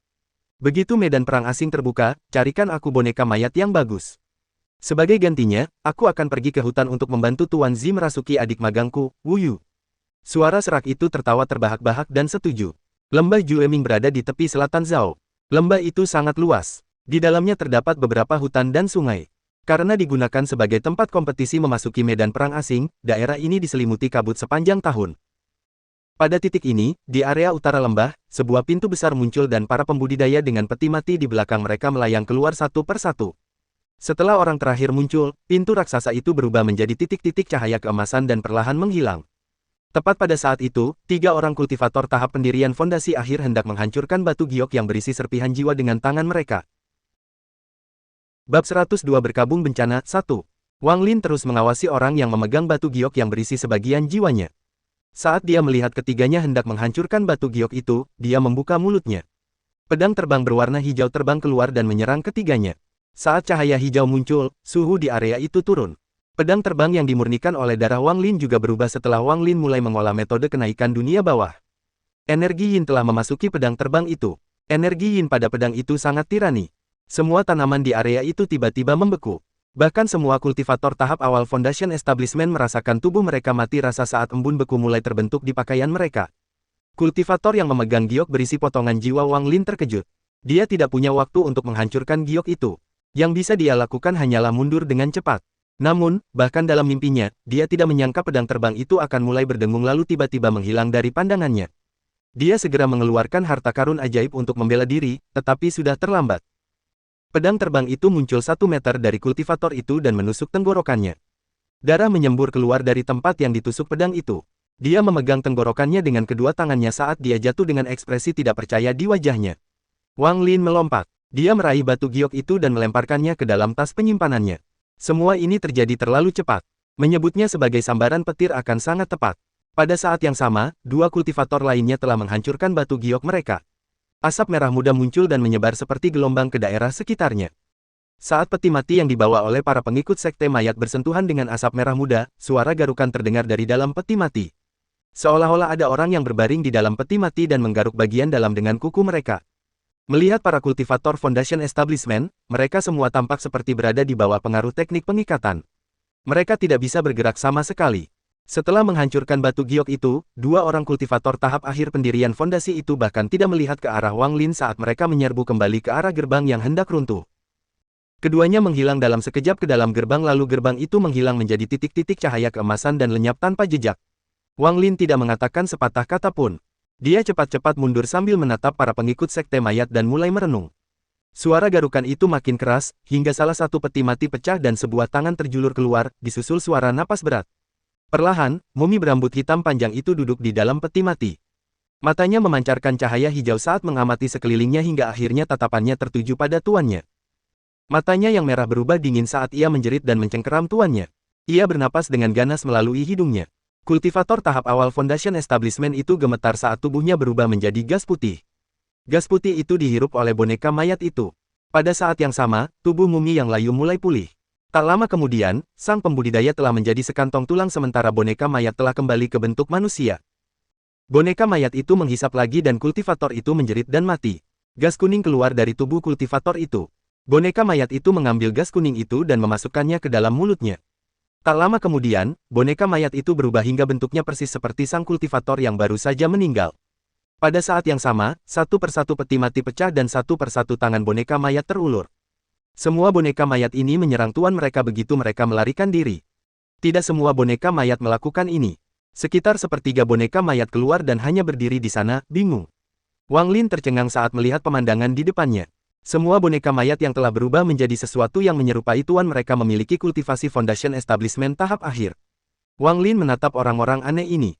Kulit kepalanya mati rasa saat dia perlahan mundur. Teriakan segera terdengar dari arah itu. Semua boneka mayat yang telah mengambil bentuk tuan mereka melompat ke arah murid-murid sekte mayat yang tersisa. Darah dan potongan tubuh beterbangan di udara. Wang Lin berbalik dan melarikan diri tanpa sepatah kata pun. Setelah melarikan diri jauh, Wang Lin berhenti tepat di luar hutan. Ia merasa seperti akhirnya mengalami betapa kejamnya sekte mayat. Jika ia tidak menghentikan kultivator itu menghancurkan batu giok, ia akan menjadi santapan makhluk-makhluk itu. Wang Lin tertawa dingin dalam hatinya. Dia tahu bahwa lembah Jueming ini sangat berbahaya karena sekte ortodoks dan sekte iblis berkumpul di sini untuk bersaing memperebutkan hak memasuki medan perang asing. Wang Lin tidak ingin terlibat dalam hal ini, dia hanya ingin menemukan tempat-tempat dengan yin ekstrim dan melakukan kultivasi tertutup untuk menjadi lebih kuat. Semakin sering ia bersentuhan dengan dunia kultivasi, semakin banyak pula bahaya yang ia hadapi. Ia merasa satu langkah yang salah akan membawanya pada kematian. Namun karena ia telah memasuki dunia kultivasi, satu-satunya cara untuk mengamankan keselamatannya sendiri adalah dengan menjadi lebih kuat. Pada saat yang sama, elemen kayu yang dibutuhkan oleh manik penentang surga juga merupakan hal penting di hati Wang Lin. Saat memikirkan hal ini, Wang Lin tiba-tiba melangkah mundur. Sebuah cahaya hitam melesat melewati tempat Wang Lin berdiri. Diikuti oleh suara tawa. "Bocah, kau menghindar dengan cepat." Seorang pemuda yang mengenakan pakaian mewah perlahan keluar. Setelah memeriksa Wang Lin, dia bertanya, "Sekte apa?" Wang Lin menjawab dengan dingin, "Sekte mayat." Pemuda berpakaian mewah itu terkejut. Ia bertanya, "Sekte mayat? Rumornya, semua pengikut sekte mayat membawa peti mati. Di mana peti matimu?" Wang Lin menatap pemuda itu dan mengerutkan kening. Pemuda itu mendengus dingin. Dia mengarahkan jarinya ke Wang Lin dan cahaya hitam muncul di tangannya saat dia berkata, "Tidak masalah apakah kamu dari sekte mayat atau bukan. Tinggalkan tas penyimpananmu." Cahaya dingin melintas di mata Wang Lin. Dia menyebarkan indera ketuhanannya dan menemukan bahwa ada 3 orang lagi di hutan. Dia tidak mengatakan sepatah kata pun saat dia mundur beberapa langkah. Ketika pemuda itu melihat Wang Lin berdiri, dia menunjukkan ekspresi jijik. Dia melambaikan tangannya dan menembakkan cahaya hitam ke dada Wang Lin, membidik jantungnya. Wang Lin mengangkat alisnya dan melambaikan lengan bajunya saat teknik daya tarik membentuk tangan raksasa di hadapannya. Cahaya hitam menembus beberapa inci ke dalam teknik daya tarik sebelum menghilang. Wang Lin menatap pemuda itu dengan dingin.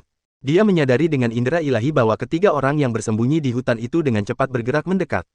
Dia tidak ingin membuang waktu dengan mereka, jadi dia cepat-cepat mundur. Pemuda itu menjadi marah. Meskipun tingkat kultivasi mereka berdua berada di tahap awal pembentukan pondasi, dia memiliki 3 saudara laki-laki yang datang, dan salah satunya sudah berada di tahap tengah pembentukan pondasi.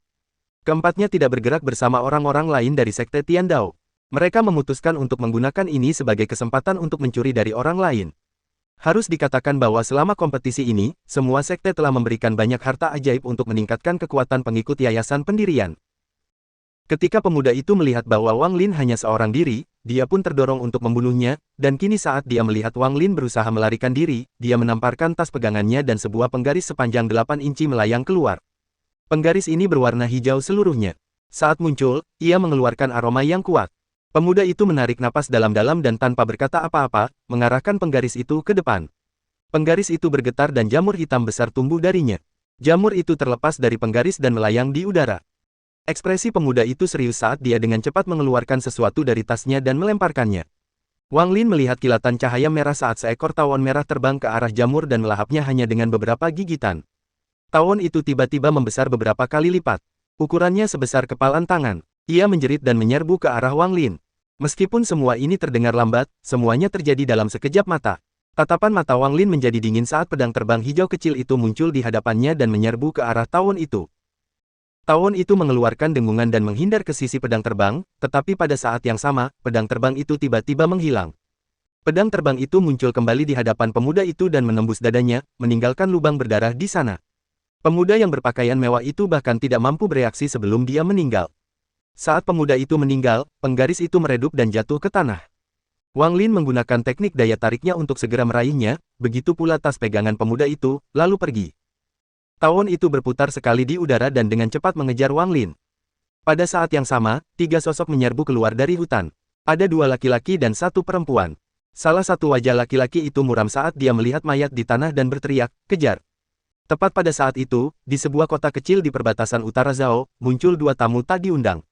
Salah satu dari mereka sangat kurus, mengenakan jubah hitam, dan memiliki mata yang mengandung tatapan beracun. Di sampingnya ada sosok yang sangat mirip peri.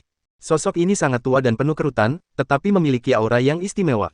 Aura yang dilepaskannya sangat kontras dengan aura gelap pria kurus itu. Saat ini, dia berdiri di luar kota dengan cermin kuno. Tangannya terus-menerus membentuk segel saat dia menghitung sesuatu. Pria berjubah hitam itu dipenuhi dengan niat membunuh saat dia berkata, "Rekan kultivator Qiming, apakah kamu berhasil menghitungnya?" Kultivator itu mengerutkan kening dan berkata, "Teng Huayuan, kamu tidak tahu nama atau penampilan orang itu. Bagaimana aku bisa menemukannya hanya dengan kekuatan kutukan?" Pria tua berjubah hitam itu adalah Teng Huayuan. Dia menatap pria itu dan berkata, kata demi kata, "Rekan kultivator Qiming, aku bersedia mengambil token lembah Wu Feng untuk kemampuanmu meramal surga. Jika kau dapat menemukan keluarga orang itu, maka aku akan membantumu dengan apapun yang kau butuhkan, selama aku mampu."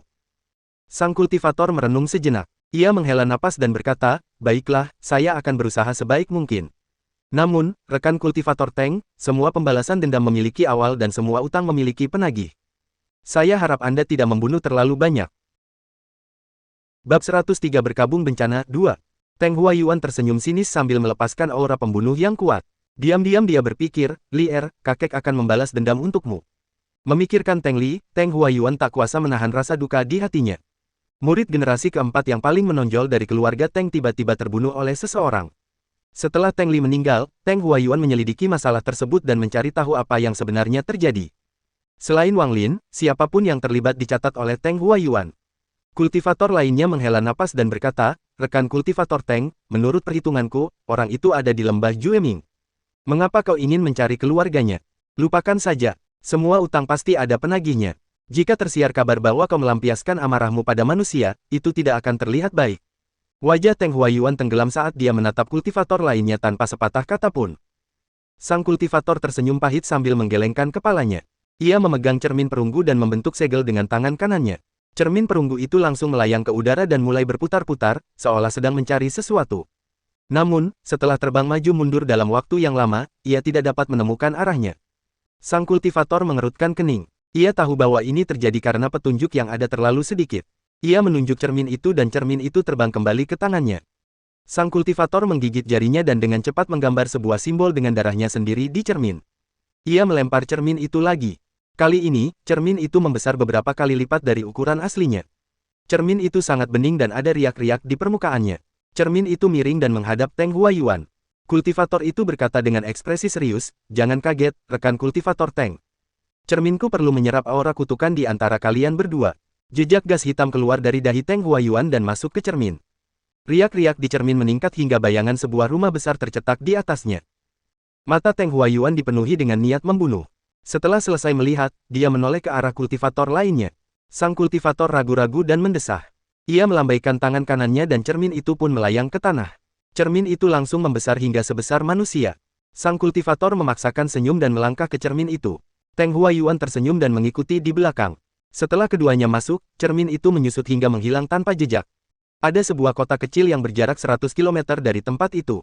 Keluarga Wang dapat dianggap sebagai keluarga besar di daerah tersebut. Konon, keluarga Wang memiliki generasi muda yang telah bergabung dengan sekte kultivasi. Berita semacam ini menyebar dengan cepat di daerah-daerah kecil tersebut.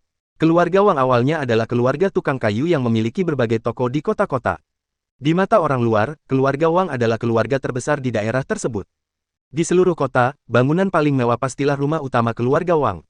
Pada hari ini, matahari di langit bagaikan tungku raksasa yang membakar bumi. Seorang pengawal keluarga Wang bersandar di pilar, mengipasi dirinya untuk mengusir panas.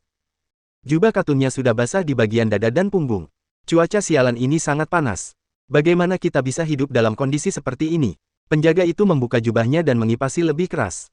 Pada saat itu, pintu bangunan samping terbuka dan seorang gadis pembantu keluar sambil membawa mangkuk. Ia berjalan melewati rumah utama hingga tiba di pintu. Ia tertawa dan berkata, "Saudaraku, minumlah sup plum asam ini untuk meredakan panas dalam." Penjaga itu berbalik dan melihat gadis itu. Tiba-tiba dia tersenyum dan menerima mangkuk itu. Dia meminumnya sekaligus. Dia segera merasakan sensasi dingin di tubuhnya dan mendesah. Para tuan benar-benar tahu cara menikmati diri mereka sendiri. Sup plum asam dingin ini benar-benar lezat. "Adik perempuan, ketika kamu keluar, kamu tidak membiarkan Tuan Muda Hao melihatmu, kan?" Gadis itu mengambil kipas dan membantu mengipasi penjaga sambil tersenyum dan berkata, "Kakak, kamu tenang saja. Tuan Muda tidak melihatku." Aku memanfaatkan momen ketika dia tidak ingin keluar. Lagi pula, Tuan Muda Hao adalah orang yang sangat baik, jadi bahkan jika dia melihatku, tidak akan ada masalah. Penjaga itu senang saat adik perempuannya mengipasinya. Dia mengangguk dan berkata, itu benar. Tuan Muda Hao adalah seorang yang abadi, bagaimana mungkin dia peduli dengan kita? Adik perempuan, kamu harus lebih banyak pamer. Jika kamu menarik perhatian Tuan Muda Hao dan menjadi selirnya, maka saudaramu ini akan mendapatkan yang mudah. Beri aku pekerjaan sebagai staf rumah dan aku akan senang. Pipi gadis itu memerah saat dia memutar matanya ke arah kakaknya dan berkata, kakak, kamu sudah bekerja untuk keluarga Wang lebih lama dariku. Kudengar ada 3 tuan muda yang dipilih oleh para dewa, tetapi aku sudah di sini selama 3 tahun dan selain Tuan Muda Hao, aku hanya melihat Tuan Muda Zuo sekali. Di mana orang ketiga? Penjaga itu berkata dengan bangga, saya tahu ini. Tuan muda ketiga itu bernama Wang Lin. Dia tidak bisa dibandingkan dengan Tuan Muda Hao dan yang lainnya. Saya dengar dia adalah seorang, saat dia berbicara, dia tiba-tiba menutup mulutnya dan menatap langit. Dia melihat cahaya berwarna pelangi terbang cepat ke arah mereka dan mendarat di tanah dalam sekejap mata, memperlihatkan seorang pemuda berpakaian hitam. Kulit pemuda ini sehalus giok dan wajahnya sangat tampan. Dia memiliki pedang di punggungnya.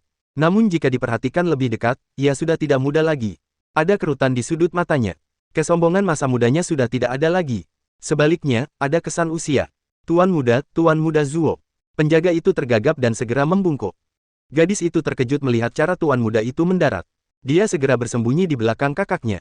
Orang ini adalah Wang Zuo. Dia mengerutkan kening saat melihat penjaga itu dan berkata, namamu Wang Tao, benar. Penjaga itu tidak menyangka Wang Zuo akan mengingat namanya. Semangatnya langsung bangkit. Dia menjawab, Tuan, saya Wang Tao. Wang Zuo ragu sejenak dan berkata perlahan, Wang Tao, siapa yang memberitahumu tentang Wang Lin? Apa yang mereka katakan? Hati Wang Tao bergetar saat dia berkata, itu. Pengurus rumah tangga yang mengatakannya. Mereka mengatakan bahwa dia terlalu malu untuk kembali ke rumah dan bahwa dia adalah sampah yang mencoba bertarung denganmu untuk mendapatkan hak menjadi abadi. Wang Zuo merenung dalam diam. Setelah waktu yang lama, dia menghela napas. Dia bergumam pada dirinya sendiri dan juga pada Wang Tao. Sampah, dibandingkan dengannya, aku khawatir akulah sampah yang sebenarnya. Wang Tao terkejut. Ia mendengar kata-kata Wang Zuo dan menjadi sangat bingung. Tepat pada saat itu, seorang pemuda berjalan keluar dari rumah. Pemuda ini sangat tegap dan tampan. Ia berdiri di sana, menatap Wang Zuo, dan berkata dengan jelas, Wang Zuo, lama tidak bertemu. Wang Zuo tersenyum pahit dan berkata, Wang Hao, kita tidak bertemu selama 3 tahun. Kamu sudah banyak berubah. Wajah Wang Hao dipenuhi kesedihan. Mereka berdua terdiam. Penjaga Wang Tao dan adik perempuannya berdiri di samping, tidak berani bernapas. Dia tahu bahwa keduanya adalah para jenius dari keluarga Wang, jauh di atas mereka berdua. Wang Hao berbisik, ada berita tentang Wang Lin. Wang Zuo mengungkapkan ekspresi rumit dan berkata, setelah dia meninggalkan sekte Heng Yue, tidak ada berita lagi. Wang Hao menghela napas dan bertanya, apa tingkat kultivasimu sekarang? Dengan bakatmu, kamu seharusnya menarik perhatian banyak tetua di sekte Xuandao. Wang Zuo berkata dengan getir, sulit untuk berkembang. Aku berada di lapisan ke-11 kondensasi Qi dan itu hanya karena aku berhasil memenangkan kompetisi tahun lalu secara beruntung dan diizinkan memasuki gunung belakang. Aku ingin tahu tingkat kultivasi apa yang dimilikinya sekarang. Dia pasti sudah berada di lapisan ke-15. Wang Hao merenung sejenak dan menertawakan dirinya sendiri. Saya baru di lapisan ke-7. Baru beberapa tahun dan celahnya sudah melebar. Wang Tao terkejut. Meskipun dia tidak tahu apa itu Qi Condensation atau Foundation Establishment, dari pembicaraan kedua tuan muda, dia mengerti bahwa Wang Lin ini bukanlah sampah seperti yang dikatakan pengurus rumah tangga. Pada saat itu, langit tiba-tiba menjadi gelap dan hawa panas di udara tiba-tiba menghilang. Sebuah cermin besar muncul diam-diam di langit. Riak-riak muncul di permukaan cermin saat 2 orang berjalan keluar. Salah satu dari mereka memiliki aura yang sangat abadi dan yang lainnya diselimuti aura jahat. Tekanan besar turun dari langit. Ekspresi wajah Wang Zuo dan Wang Hao berubah drastis. Mereka bahkan tidak berani bernapas. Wang Zuo dengan cepat menggenggam tangannya dan berkata, Junior adalah Wang Zuo dari sekte Xuandao. Salam, kedua senior. Dewa abadi yang seperti peri itu terkejut dan bertanya, sekte Xuandao. Apakah kamu punya bukti? Jantung Wang Zuo berdebar kencang. Ia merasa sesuatu yang buruk akan terjadi, dan ia segera mengeluarkan giok identitasnya. Kultivator itu mengambil giok itu dan melihatnya. Kemudian ia menatap Wang Hao dan bertanya, kau juga? Wang Hao pintar. Dia mengangguk tanpa ragu. Teng Huayuan mendengus sambil melambaikan tangannya. Dengan 2 kali ledakan, kepala penjaga dan adik perempuannya meledak. Darah menyembur kemana-mana. 2 awan gas kuning melayang dari tubuh-tubuh itu. Teng Huayuan mengeluarkan sebuah bendera dan mengumpulkan 2 awan gas itu. Tak lama kemudian, 2 wajah yang dipenuhi rasa sakit muncul di bendera itu. Mereka adalah penjaga dan saudara perempuannya. Teng Huayuan berkata dengan muram, hari ini, tidak seorang pun akan dibiarkan hidup. Dia melangkah melewati Wang Zuo dan Wang Hao menuju rumah utama. Adapun Wang Lin, dia bergerak cepat melalui lembah Jueming. Di belakangnya ada 2 kultivator pria dan 1 kultivator wanita. Mereka dipenuhi dengan niat membunuh saat mengejarnya. Saat ia berlari, jantungnya tiba-tiba terasa sakit, seperti ada tiang yang tertancap di sana. Rasa sakit ini bukan karena cedera, melainkan perasaan dalam hatinya. Rasa panik dan frustrasi yang tak diketahui muncul dalam hatinya. Bab 104 berkabung atas bencana final. Wang Lin belum pernah merasakan hal seperti ini sebelumnya. Rasa sakit ini membuatnya ingin mencabik-cabik jantungnya sendiri. Seolah-olah semua darah di tubuhnya langsung tersedot keluar. Gelombang pusing menghantam kepalanya. Wang Lin menahan rasa sakit yang tak terduga ini sambil berlari cepat. Dia berbalik dan melihat bahwa ketiga orang itu masih mengejarnya. Tatapan matanya berubah dingin saat dia mengubah arahnya ke area berkumpulnya Korsek. 4 sinar cahaya dengan cepat terbang melintasi lembah Jueming. Satu-satunya pikiran di benak Wang Hao dan Wang Zuo adalah kepanikan dan ketidakberdayaan. Mereka bahkan tidak berani bergerak saat melihat Wang Tao dan saudara perempuannya tewas di hadapan mereka. Kultivator yang seperti peri itu memperlihatkan ekspresi rumit di wajahnya. Dia menghela napas dan berbalik sehingga dia tidak perlu lagi melihat mereka. Teng Huayuan tersenyum saat memasuki rumah. Ia menutup tangannya. Saat ia membukanya kembali, lingkaran cahaya ungu muncul, menghalangi orang-orang untuk pergi. Kemudian dia melangkah dan memasuki salah satu rumah samping. Di sanalah para pembantu tinggal. Gelombang jeritan memilukan terdengar dari rumah itu dan aliran gas kuning terkumpul di bendera. 7 atau 8 wajah pelayan keluarga Wang yang tampak kesakitan muncul pada bendera tersebut. Teng Huayuan tidak berhenti saat ia berjalan ke rumah berikutnya dan teriakan-teriakan lainnya pun terdengar. Tubuh Wang Hao bergetar. Ia ingin melawan, tetapi tidak dapat berkata apa-apa. Tak lama kemudian, semua pelayan keluarga Wang berubah menjadi hantu dan wajah Teng Huayuan tampak sangat serius.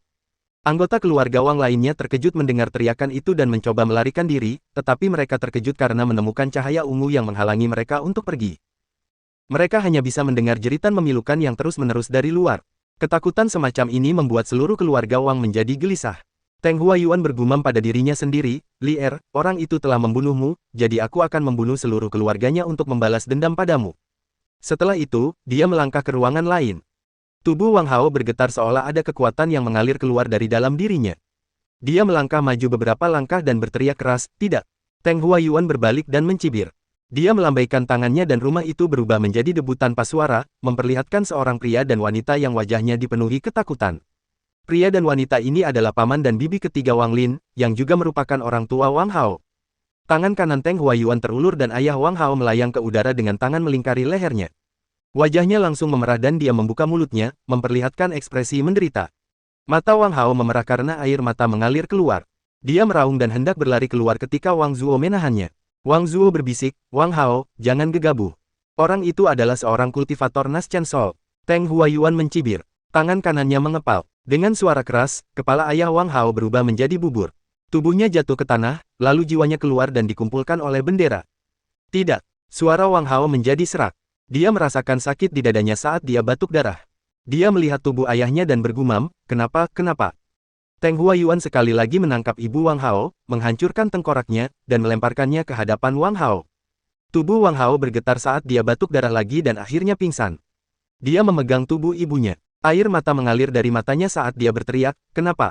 Ekspresi Teng Huayuan menjadi gelap. Dia melambaikan tangannya dan di bawah cahaya ungu yang bersinar, semua rumah berubah menjadi debu. Ada sekitar 40 orang di tanah. Semuanya adalah anggota keluarga Wang. Para wanita mulai menangis. Mereka semua dipenuhi rasa takut. Selain orang-orang yang masih hidup, yang ada hanyalah mayat tanpa kepala.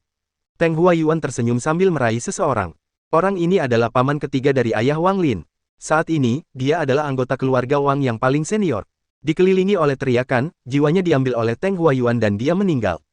Wang Hao tercengang melihat pemandangan itu. Dia bahkan tidak menyadari bahwa tangan yang digunakan Wang Zuo untuk menjepitnya telah meninggalkan bekas darah di tubuhnya. Wang Zuo tidak berani menatap orang tuanya di antara kerumunan. Dia menundukkan matanya yang merah. Paman keempat Wang Lin telah lama tinggal di alam liar, jadi dia jauh lebih berani daripada kebanyakan orang. Dia tersenyum kecut dan tampaknya telah memikirkan semuanya dengan matang. Istrinya meninggal setahun yang lalu dan putranya telah dikirim ke sekte seni bela diri, jadi dia sudah pergi.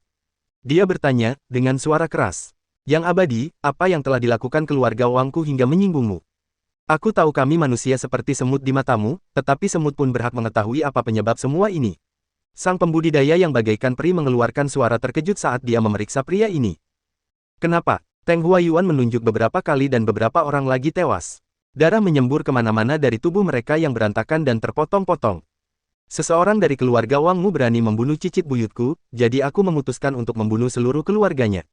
Setelah itu, dia memukul udara dengan tangan kanannya dan lebih dari 10 orang tewas. Wang Hao berusaha melepaskan diri dari Wang Zuo dan hendak menyerang ke depan ketika Wang Zuo kembali menjepitnya. Wajah Wang Zuo dipenuhi air mata saat dia berbisik, "Wang Hao, tidak peduli bagaimana keadaan sebelumnya, kita harus hidup. Hanya dengan hidup kita bisa membalas dendam." Paman keempat Wang Lin tersenyum pahit dan berkata, "Yang abadi, bagaimana mungkin seseorang dari keluarga Wangku membunuh cicit buyutmu? Dalam ratusan tahun terakhir ini, keluarga Wangku hanya memiliki 3 orang abadi." Dia tiba-tiba berhenti seolah menyadari sesuatu. Di antara orang-orang yang selamat, ayah Wang Zuo berlutut di tanah dan berkata, "Abadi, apakah orang yang membunuh cicitmu bernama Wang Lin?" Cahaya dingin melintas di mata Teng Huayuan saat dia diam-diam berpikir, "Wang Lin." Jadi dia dipanggil Wang Lin. Dia menatap ayah Wang Zuo, mengulurkan tangan, dan memegang ayah Wang Zuo di depannya. Dia menatap mata ayah Wang Zuo dan berkata, kata demi kata, "Ceritakan padaku semua tentang Wang Lin ini." Ayah Wang Zuo segera memberitahu Teng Huayuan semua hal tentang Wang Lin, termasuk tempat tinggal orang tuanya. Ia berpikir dengan kejam dalam benaknya, "Mati saja, kalian semua, mati saja. Bahkan jika orang ini tidak dibunuh olehmu, keluarga Wang sudah mati, jadi orang tuamu juga harus mati." Setelah Teng Huayuan selesai mendengarkan, dia tertawa. Dia kemudian menutup tangannya. Ketika dia membukanya, sebuah bola petir muncul. Dia dengan santai mendorongnya ke depan dan gelombang melingkar menyebar. Ayah Wang Zuo adalah orang yang paling dekat. Ketika ia menyentuh gelombang kejut itu, tubuhnya bergetar dan berubah menjadi debu bersama dengan pakaiannya.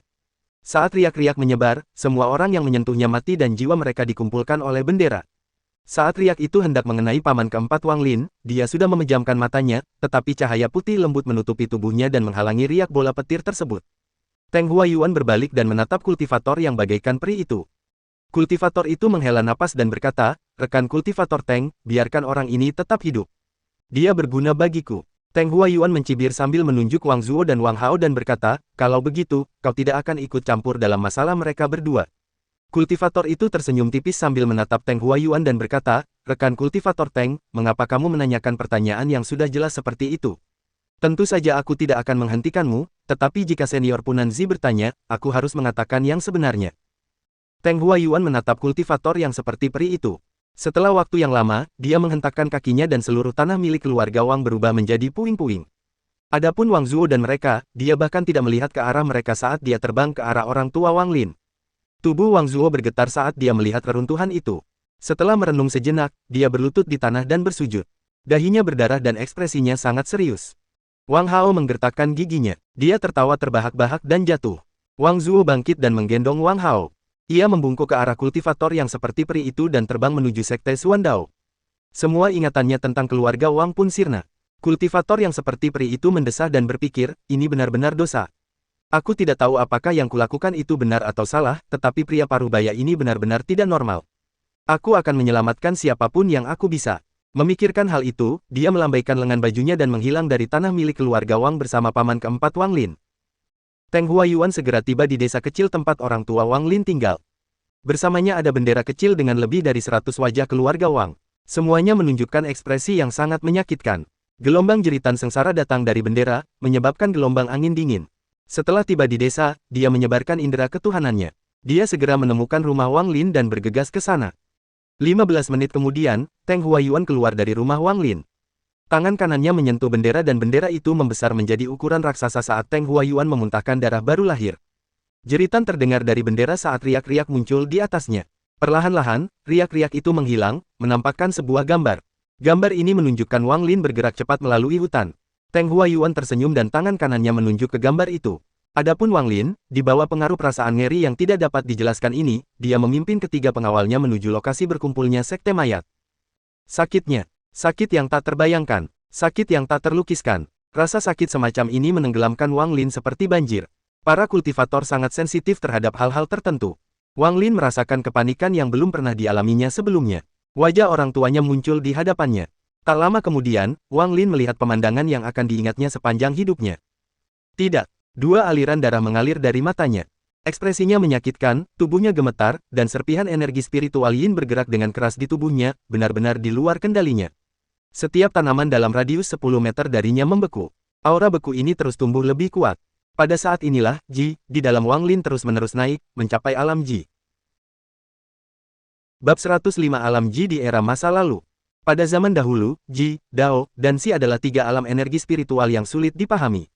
Dalam hal misteri, alam Ji tidak dapat menandingi alam Dao. Dalam hal ketidakpastian, alam Ji tidak dapat menandingi alam Si, tetapi jika pernah ada seorang kultivator alam Ji di zaman dahulu, itu adalah malapetaka. Meskipun alam Ji tidak semisterius alam Dao atau tidak terduga seperti alam Si, dalam hal seberapa mengerikannya, alam Ji dan dua alam lainnya tidak dapat dibandingkan.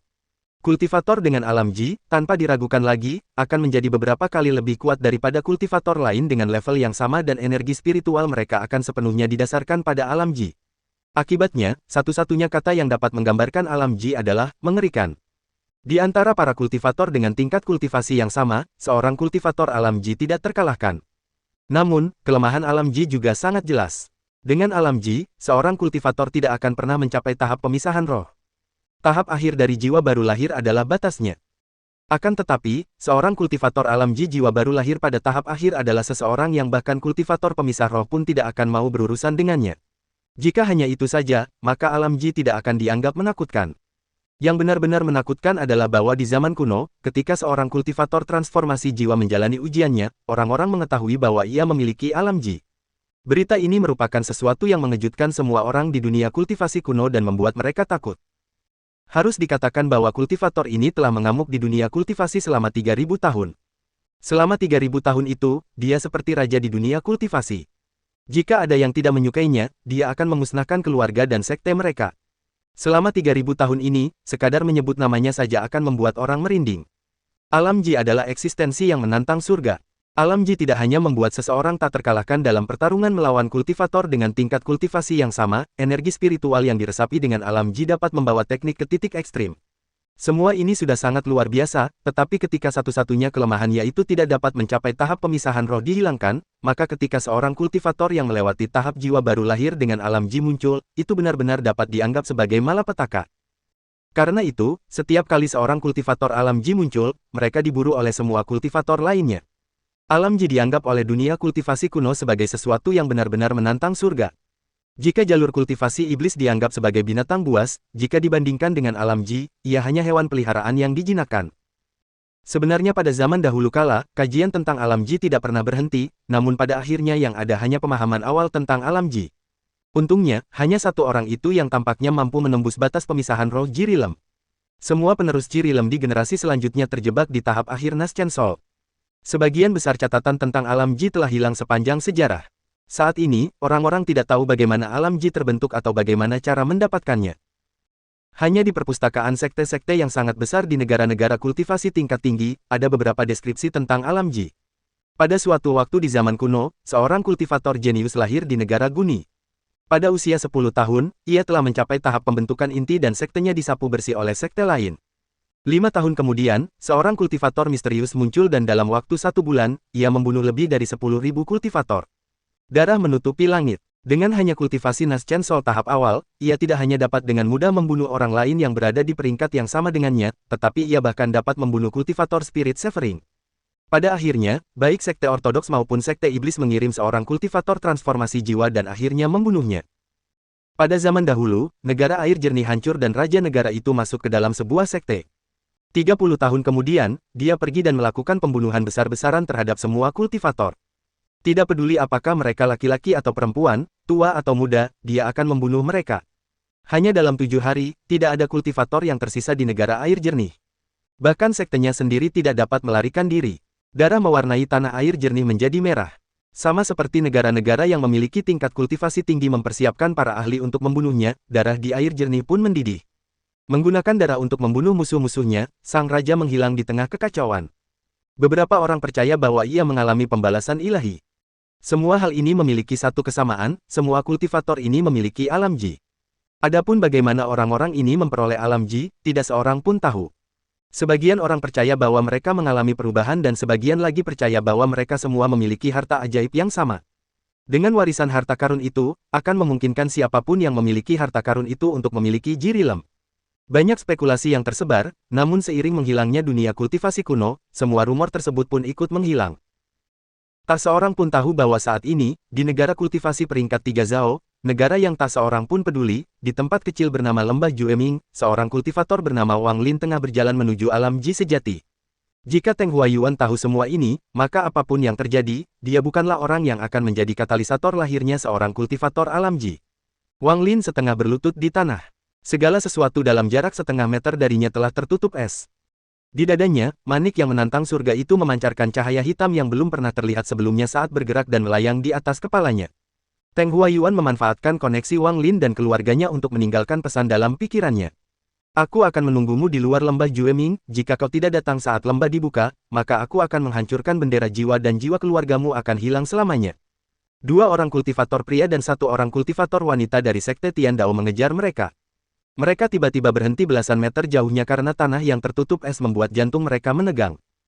Pemuda di tengah es itu sangat menakutkan. Aura destruktif yang dipancarkannya bahkan membuat kulit murid Foundation Establishment tahap tengah merinding. Setelah ragu-ragu sejenak, kultivator tahap tengah Foundation Establishment itu membuat keputusan. Ia melambaikan tangannya dan berkata, mundur.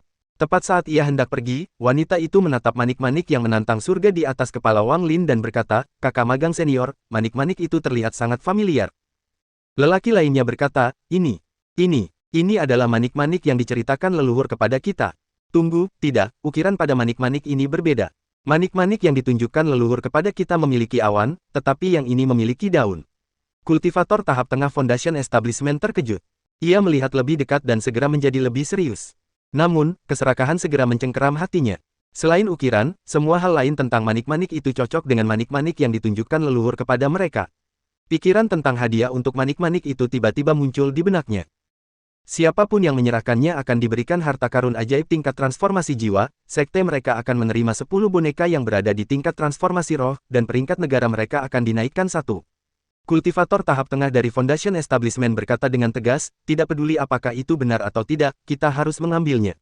Wanita itu mengeluarkan giok transmisi suara dan hendak mengirim pesan ketika kultivator tahap tengah Foundation Establishment menghentikannya dan berbisik, meskipun orang ini aneh, jika kita bertiga mengerahkan seluruh kemampuan kita, kita pasti bisa membunuhnya. Jika kamu memberitahu orang lain dan manik ini benar-benar yang ada dalam deskripsi, maka pujian itu pasti bukan milik kita. Begitu pula, jika kita salah dan membuat keributan tentang hal itu, kita akan dimarahi. Apakah kamu bodoh? Gadis itu terkejut. Dia ragu-ragu sebentar, lalu menyingkirkan giok transmisi suara. Mereka bertiga segera mengeluarkan harta sihir mereka dan menggunakannya tanpa sepatah kata pun. Pada saat yang sama, Wang Lin membuka matanya. Matanya tidak lagi merah. Matanya sebening air. Sejumlah besar niat membunuh keluar dari tubuhnya. Saat niat membunuh muncul, energi spiritual di tubuhnya bergerak. Efek pertama dari alam Ji menunjukkan kekuatannya. Melawan para kultivator dengan peringkat yang sama, alam Ji tidak terkalahkan. Wang Lin menatap ketiga orang itu, melambaikan tangannya dengan muram. Dengan kilatan cahaya biru, es di tanah bergerak dan langsung mengelilingi ketiga orang itu. Ekspresi dan tindakan mereka membeku pada saat mereka bertindak. Wang Lin berdiri. Ia mengulurkan tangan kanannya dan mengambil manik yang menentang surga itu. Setelah ia menaruhnya kembali di dekat dadanya, ia berjalan melewati mereka bertiga. Retakan muncul di es yang menutupi ketiganya. Es itu pecah dan ketiganya tewas. Wang Lin bergerak tanpa suara melalui lembah Jueming ketika sebuah pedang terbang tiba-tiba muncul di hadapannya. Seorang pemuda muncul. Tanpa sepatah kata pun, ia mengarahkan jarinya ke arah Wang Lin dan pedang terbang itu melesat ke arahnya. Wang Lin tidak berhenti bergerak. Saat pedang terbang itu hendak menusuk tubuhnya, es muncul di depan pedang itu dan dalam sekejap mata, pedang terbang itu membeku. Pemuda itu terkejut dan segera mundur. Awalnya dia melihat Wang Lin sendirian dan baru berada di tahap awal pembentukan pondasi, jadi dia ingin datang ke sini, membunuh Wang Lin, dan mencuri harta karunnya. Namun, dia tidak menyangka Wang Lin bahkan tidak perlu bergerak untuk menghancurkan pedang terbangnya. Dia panik. Satu-satunya pikiran dalam benaknya adalah lari. Namun, sebelum dia bisa melangkah mundur beberapa langkah, seberkas cahaya hijau melintas. Pedang terbang kecil itu menembus dadanya. Tubuhnya berubah menjadi es dan jatuh ke tanah. Selama ini, Wang Lin tidak berhenti sedetik pun. Suatu hari kemudian, di suatu tempat di dalam lembah, ada 8 orang dari Sekte Iblis dan Ortodoks yang saling bertarung dengan beberapa orang dari masing-masing pihak menonton. Pada suatu saat, sosok Wang Lin yang kesepian berjalan keluar. Dia berjalan maju seolah-olah dia tidak bisa melihat mereka sama sekali. Di antara orang-orang yang menonton, seorang pria parubaya dari Sekte Iblis mengerutkan kening. Tanpa sepatah kata pun, dia melemparkan jimat petir ke arah Wang Lin. Tiba-tiba, guntur muncul dari langit dan menghantam Wang Lin, tetapi ketika guntur hendak menghantamnya, es muncul. Bahkan es dapat membekukan benda tak berwujud seperti petir. Adegan ini menyebabkan semua orang berhenti berkelahi sambil menatap tercengang ke arah Wang Lin, yang berjalan ke arah mereka tanpa ekspresi apapun di wajahnya. Tak lama kemudian, dada lelaki setengah baya yang melemparkan jimat itu bersinar hijau. Tubuhnya kemudian membeku dan ia pun meninggal. Semua orang terkejut. Sebelum mereka sempat bereaksi, Wang Lin sudah berada di depan mereka. Di hadapannya berdiri 4 orang. Sebelum mereka sempat berbicara, mereka melihat cahaya biru dan mereka membeku, mengikuti jejak langkah pria parubaya itu. Pada saat itu, semua orang mundur ke samping saat seorang murid berjubah putih menggenggam tangannya dan berkata, "Rekan kultivator dari sekte mana?" "Saya murid sekte Yuan Tian, Zhou Kuan." Wang Lin mengabaikannya dan terus berjalan maju. Lambat laun, semua orang menyingkir dari jalannya. Saat Wang Lin berjalan keluar 100 meter dari kerumunan, seorang murid muda dari sekte iblis menatap Wang Lin dan mencibir dalam hatinya. "Kau membunuh kakak magang seniorku. Aku akan mengingatmu." Wang Lin tiba-tiba berhenti. Ia merasakan hawa membunuh yang kuat datang dari belakangnya. Ia berbalik dan menatap dingin ke arah murid sekte iblis itu. Di bawah tatapan Wang Lin, murid itu merasakan seluruh tubuhnya, baik di dalam maupun di luar, menjadi sedingin es. Dia segera menundukkan kepalanya, tidak berani menatap Wang Lin. Setiap kultivator yang melihat mata itu menghirup udara dingin. Mata itu benar-benar mati dan dipenuhi dengan niat membunuh. Siapapun yang melihat mata itu merasakan seluruh tubuhnya menjadi dingin. Setelah menatap kultivator itu sebentar, Wang Lin berbalik dan terus berjalan maju. Kilatan cahaya hijau muncul di dada murid itu. Dia batuk darah dan jatuh ke tanah. Tubuhnya langsung membeku. Bahkan darah yang dia batuk berubah menjadi es sebelum menyentuh tanah. Tidak ada yang berani menarik napas dalam-dalam dan setelah Wang Lin pergi. Tidak ada yang ingin bertarung lagi, jadi mereka semua berpencar. Seperti ini, Wang Lin melakukan perjalanan melalui lembah Jueming. Jika ada yang menyinggung perasaannya, dia akan membekukannya dengan lambaian tangannya. Bahkan para kultivator tahap akhir Foundation Establishment tidak dapat melawan. Setelah membunuh beberapa orang, mereka semua melarikan diri. Dalam waktu 3 hari, jumlah kultivator yang mati di tangan Wang Lin tidak terhitung jumlahnya.